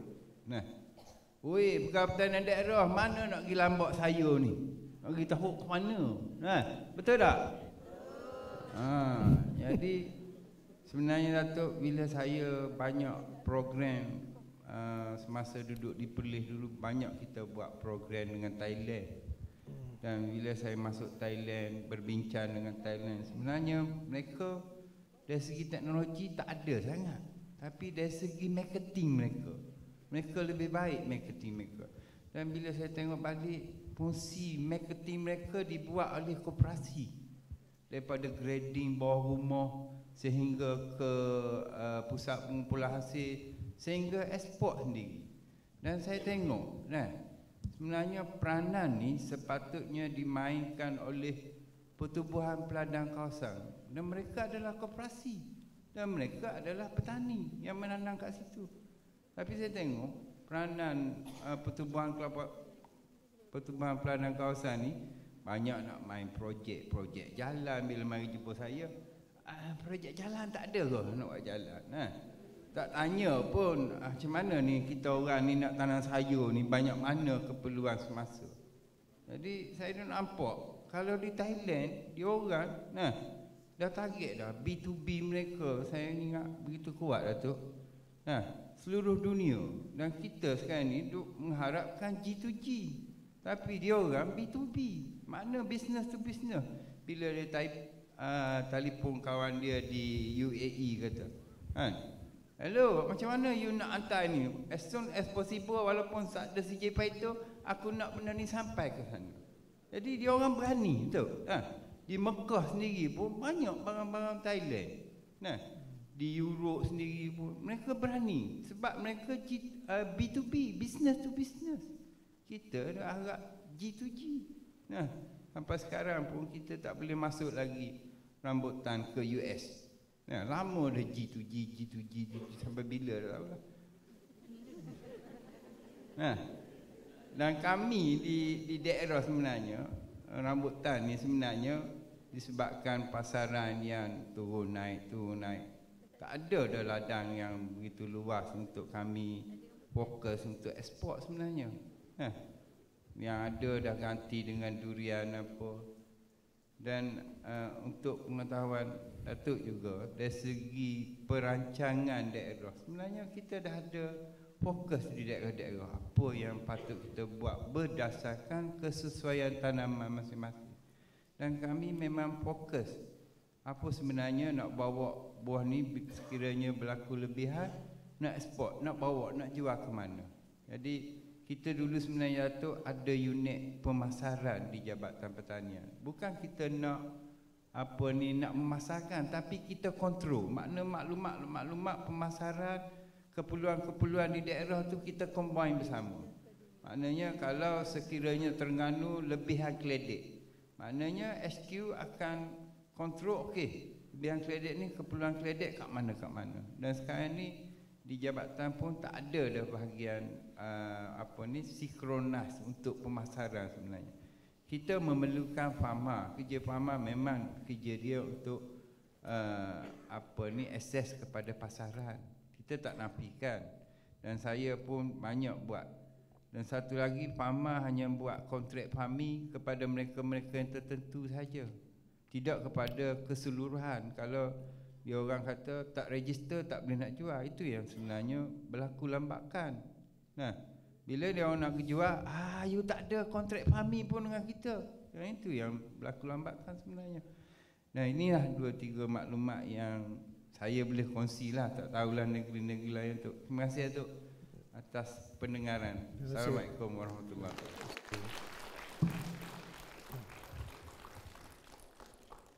Terima kasih Datuk. Saya rasa mengenai dengan kemudahan daripada segi IT tadi kan, hardware, PC, akses kepada Wi-Fi dan sebagainya adalah satu cabaran di daerah-daerah. Memang saya telah dimaklumkan mengenai cabaran-cabaran inilah. Semasa kita mengadakan perbincangan mengenai geotanaman, semua KP dengan TKP memang dah apa orang kata, maklumkan mengenai perkara-perkara ini, khususnya di daerah-daerah yang lebih ada pendalaman lah. Jadi kita cuba nak tengok macam mana kita boleh equip. Sama ada kalau nak equip semua memang mustahil lah.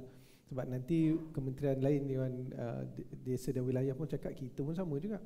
So what we need to do is to actually look at, orang kata, tempat yang agak orang kata prioritize tempat yang mana kita boleh bagi dulu kemudahan ini. Ni saya rasa peranan dia kadang-kadang antara negeri-negeri dia orang pun akan hantar maklumat ni pada HQ lah, mengatakan negeri dia lebih dulu negeri dia. Mungkin di mana kita lihat keutamaan, soalannya macam mana kita nak adakan kaedah keutamaan tersebut antara negeri daerah. Mungkin kita boleh lihat daripada segi kalau negeri itu mempunyai satu, orang kata, peningkatan daripada segi produktiviti pengeluaran, mungkin kita bagi keutamaan bajet tersebut. Saya ini ada satu cadangan je, mungkin ada cadangan lain yang boleh diutara kemudian melalui KP atau TKP lah, kepada pengurusan tertinggi di kementerian, dan juga pertimbangan daripada bahagian kewangan kita. Saya ambil maklum mengenai dengan peranan PPK kawasan perlu aktif dalam isu ni. Ada yang tak ambil kalau bukan ahli. Kalau dia bukan ahli, saya tak nak ambil lah. Kalau farmer tu macam tadi lah, itu pun saya dengar contract farming, ataupun yang keduanya dia kata harga ceiling tu rendah, so pun dia tak nak dia tak ambil lah. Jadi isu-isu macam ni adalah antara isu yang saya fikir telah lama berlaku. Dan saya tak ada, hari ini saya tak ada orang kata apa solution, melainkan kita terpaksa duduk antara agensi. Antara Fama tadi mengenai dengan isu ceiling, mereka dah bagi satu cadangan untuk address the issue of ceiling ni. Setiap tahun dia akan duduk bersama dengan DOA. Fama akan duduk dengan setiap tahun untuk menyemak harga ceiling untuk tanaman-tanaman yang berkenaan. Itu mengikut keadaan pasaran ke, mengikut keadaan pengeluaran, dan dia ada beberapa faktor mikir. Dan saya setuju, sekurang-kurangnya kita ada orang kata penambahbaikan untuk membantu petani. Contract farming tu nanti kalau saya pernah tanya farmer kata, kalau tanya farmer dia kata contract farming punya memang ada juga yang kita tolong bukan contract farming. So sejauh mana perkara tu betul, mungkin ada kebenaran, tapi kita tak nak ia menjadi satu isu besar, maksud isu yang sentiasa berlaku sebegitu. Cumanya saya dengar pandangan-pandangan ni macam very, orang kata platform yang tertentu macam ni lah. Atau dalam, bila saya pergi keluar pun saya rasa ada sekali dua tapi tak boleh nak dibuktikan dengan data. Dia cakap ada kadang-kadang farmer datang tapi dia tak nak ambil, dia ambil rendah. Atau dia kata okey betul saya terima, tapi apa data dia? Bila belanja negeri, buktinya yang mana? Sebab ni kita adik-beradik ni. Kalau saya nak tegur kan, dia mesti tahu ini pegawai daerah tanian ni cakap kan gaduh adik-beradik. Saya tak nak macam tu, melainkan kalau ada bukti katakan ada abuse of power, okay, give me the evidence, I will take charge. Atau give me farmer kat sana tak bagi kerjasama sungguh, ini dia masa-masa ni. Saya cakap dengan KP, kalau kita perlu tukarkan orang tu kerana dia tak bagi kerjasama dengan adik-beradik kita yang lain, agensi yang lain, kita tukar dia, tarik dia keluar, tak ada masalah kalau tidak efektif. Tapi cuma untuk bagi keadilan kepada semua, kalau ada isu perkara-perkara macam ni, you all write to me directly, text to me. Kalau benda tu berlaku hari tu, saat tu, masa tu, text to me quickly. So kalau orang tu masih hadir dekat situ, adik-adik kita masih ada dekat situ, bagi kita sedikit cabaran, masalah, text to me immediately. Lah nanti your KP akan cakap, kenapa text KSU? Text saya dulu, berilah tahu saya dulu, kenapa nak text KSU? Kan, nanti KP farmer pun cakap itu, kenapa tak beritahu dia dulu, pegawai dia. So benda ni banyak sensitivity lah, saya faham. Tapi kita cuba harmonikan. Cuma kalau masalah itu berlaku terlalu kerap, ini pegawai ni bermasalah, itu kita kena angkat cepat. So kita keluarkan pegawai itu, kita letak orang yang boleh bekerjasama, yang boleh menunaikan tanggungjawab dengan baik. Dan yang isu mengenai dengan ekspor tadi itu, saya setuju. Sebab kawasan tempat, seseparuh tempat yang mana saya pergi hari itu, di mana? Di Kuala Lipis yang tengah tempat nangka tu mana? Jelai.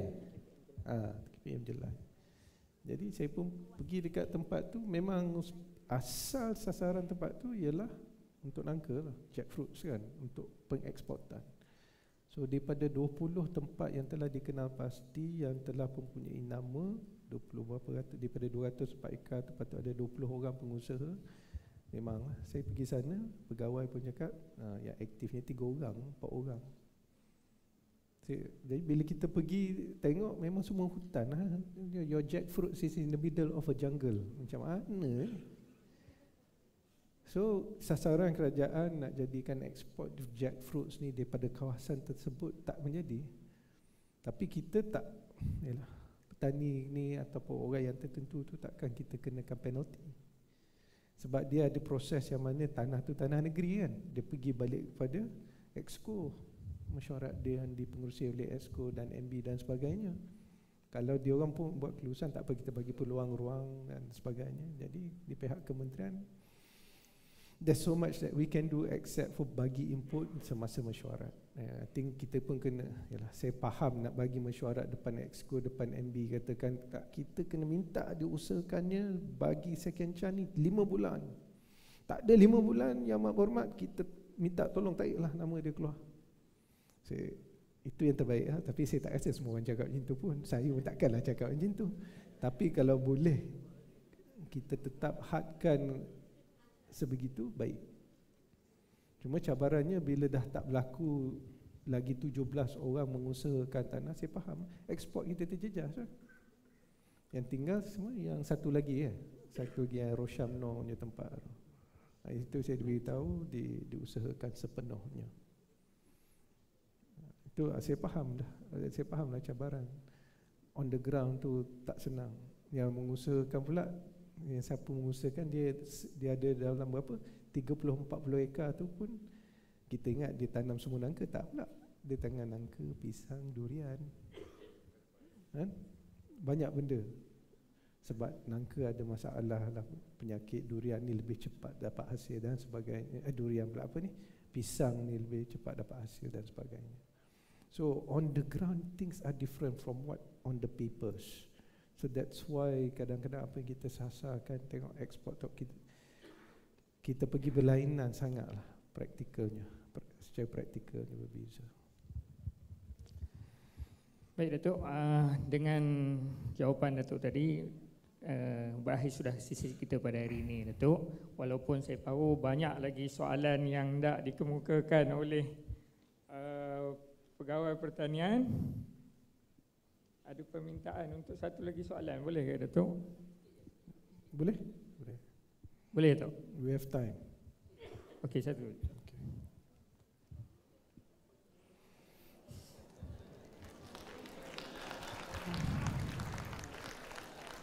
Assalamualaikum warahmatullahi wabarakatuh. Yang bahagia Datuk KSU, soalan saya pendek je.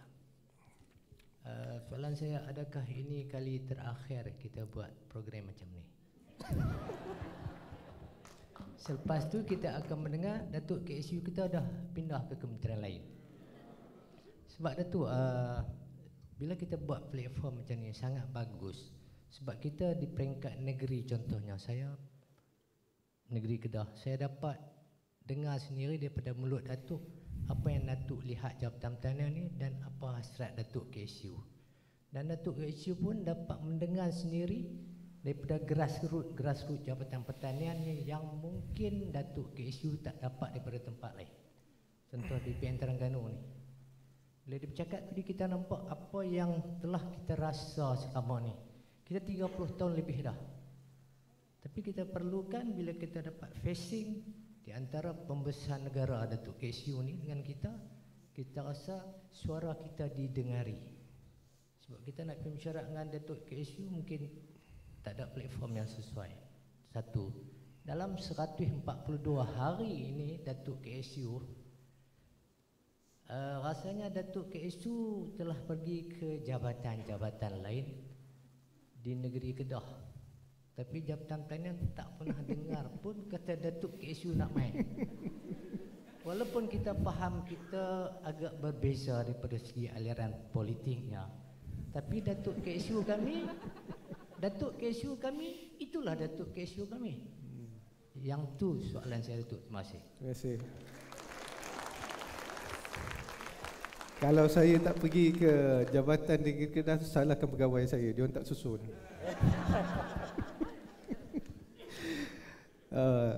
Memang sebenarnya saya masuk pun saya tak pergi lagi semua agensi. Saya tak dapat nak pergi ke semua agensi.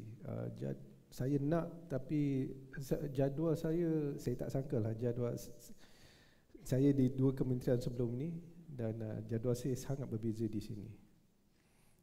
Hampir setiap setengah jam, setiap 1 jam, kecuali mesyuarat yang besar, mesyuarat pengurusan, mesyuarat lembaga perolehan, mesyuarat pembangunan, mesyuarat JKPA, atau itu yang 2-3 jam lah. Yang pembangunan biasa 4 jam lebih. Dan lepas tu kita sambung dengan mesyuarat-mesyuarat lain. Jadi cuma hujung minggu saya mesti cuba untuk keluar. Dan program dekat Kedah tu yang kebanyakan saya pergi tu padi lah, Namada lah. Saya tak sempat, memang saya minta maaf, saya tidak berkesempatan untuk. Saya harap saya dalam selepas ni, tapi macam tanya tadi tu seolah-olah tahu saya berakhir ke apa? Ada maklumat ke apa? Ke? Oh. Sebab masa mesyuarat post-cap yang pertama dulu, menteri pun sebut saya terima kasih pada Datuk Aslina atas sumbangan. Segitu pun ada dulu Datuk Salihuddin, Datuk Zainal, semua tu. Tapi bagi dia boleh bekerja dengan siapa-siapa saja. Cuma itulah Datuk Lokman ni ucap terima kasih, tapi kita pun tak tahu berapa lama Datuk Lokman kat sini. Saya doakan saya ada cukup masa untuk bersama-sama dengan semua untuk mendengar pandangan. Bagi saya akhir sekali sebagai KSU macam mana pun di kementerian ini, ni saya cakap KSN dengan KPP memang saya cakap di kementerian ini KSU kena spend 60% di lapangan. Kena bersama dengan pegawai-pegawai kita di lapangan to understand. Kalau kita tak habis masa duduk di kursi kita membaca dapat pandangan daripada mesyuarat, saya rasa kita tak akan dapat, orang kata apa tu, rasa yang sebenarnya, ada masalah yang sebenar on the ground dan macam mana perlu diatasi on the ground. Because at the end of the day, these things can be good on paper, dokumen, semua dokumen saya rasa cukup complete. Tapi apakah isu lapangannya? Pelbagailah. Mungkin daripada segi pertukaran pegawai dah ada pengalaman, kita bawa pegawai lain, cara lain berbeza, semua berbeza. Walaupun SOP itu sama, tapi cara pendekatan pegawai masing-masing pun berbeza. So saya amat berharap insya-Allah kalau saya ada ruang dan peluang untuk bersama dengan pegawai-pegawai di jabatan. Saya hari itu di mana, di Perak kan, IIT. Saya tak jumpa dia semasa ni, tapi jumpa masa lepas majlis Madani, Hari Raya Madani. Tapi sebab banyak sangat dia tak berhenti nak cakap macam-macam pasal Perak ni, saya terpaksa tangguhlah balik 2 jam lepas tu dengar dia cakap, kita minum kopi sekejap. Tapi pukul 12 Jadi tapi saya appreciate apa yang dikongsikan. Walaupun saya tak dapat tengok ke lapangan, tapi saya dapat rasa itu proses yang saya nak. Maksudnya everybody jangan bila kalau saya ada bukan mengenai dengan turun lapangan ke kawasan ke pejabat DOE. Kalau if you are around, walaupun majlis, let's datang jumpa saya, kita bercakap. Kadang-kadang saya pun nak tahu juga, masa tu pun saya dapat tahu apa perkembangan sekurang-kurangnya daripada pegawai sendiri lah. Ya. Jadi saya ucapkan terima kasih atas ni doa-doa yang saya dapat bagi sumbangan yang terbaik kepada tuan-tuan dan puan, jaga kebajikan, menjaga manfaat, supaya akhirnya saya fikir seperti yang saya cakap awal daripada tadi, institusi adalah satu institusi. Memori institusi, institutional memory itu ialah dari tuan-tuan dan puan, bukan institusi. JKR, JPS dan agensi ini yang berautoriti, yang dikenali sebagai technical agency, bukan agensi itu. It's the people that carries the technical information and knowledge. Itu akan menentu kejayaan institusi. Jadi dengan itu saya harap kita dapat sama-sama bantu tuan-tuan bantu saya dan saya pun bantu tuan-tuan dalam kita meningkatkan sasaran dan keutamaan di dalam kementerian ini dan khususnya di Jabatan Pertanian nanti. Terima kasih saya ucapkan di atas pendengaran, kesabaran tuan-tuan dan puan. Saya harap kita dapat berjumpa lagi dalam masa yang terdekat nanti, insya-Allah. Dengan itu saya harap tak ada lagi yang mengangkat tangan begini. Dan kita akhirkan sesi ini. Terima kasih Yang Berhormat Datuk atas masa yang Datuk luangkan untuk bersama dengan pegawai-pegawai pertanian pada pagi ini. Dan dengan ini saya pulangkan balik majlis ini kepada pengurusi majlis. Sekian, terima kasih atas segala kekurangan saya. Sekali lagi berikan tepukan gemuruh buat Datuk KSU. Boleh. Di atas. Kejap, sorry. Sebenarnya ada satu lagi saya tertinggal, saya tulis ni.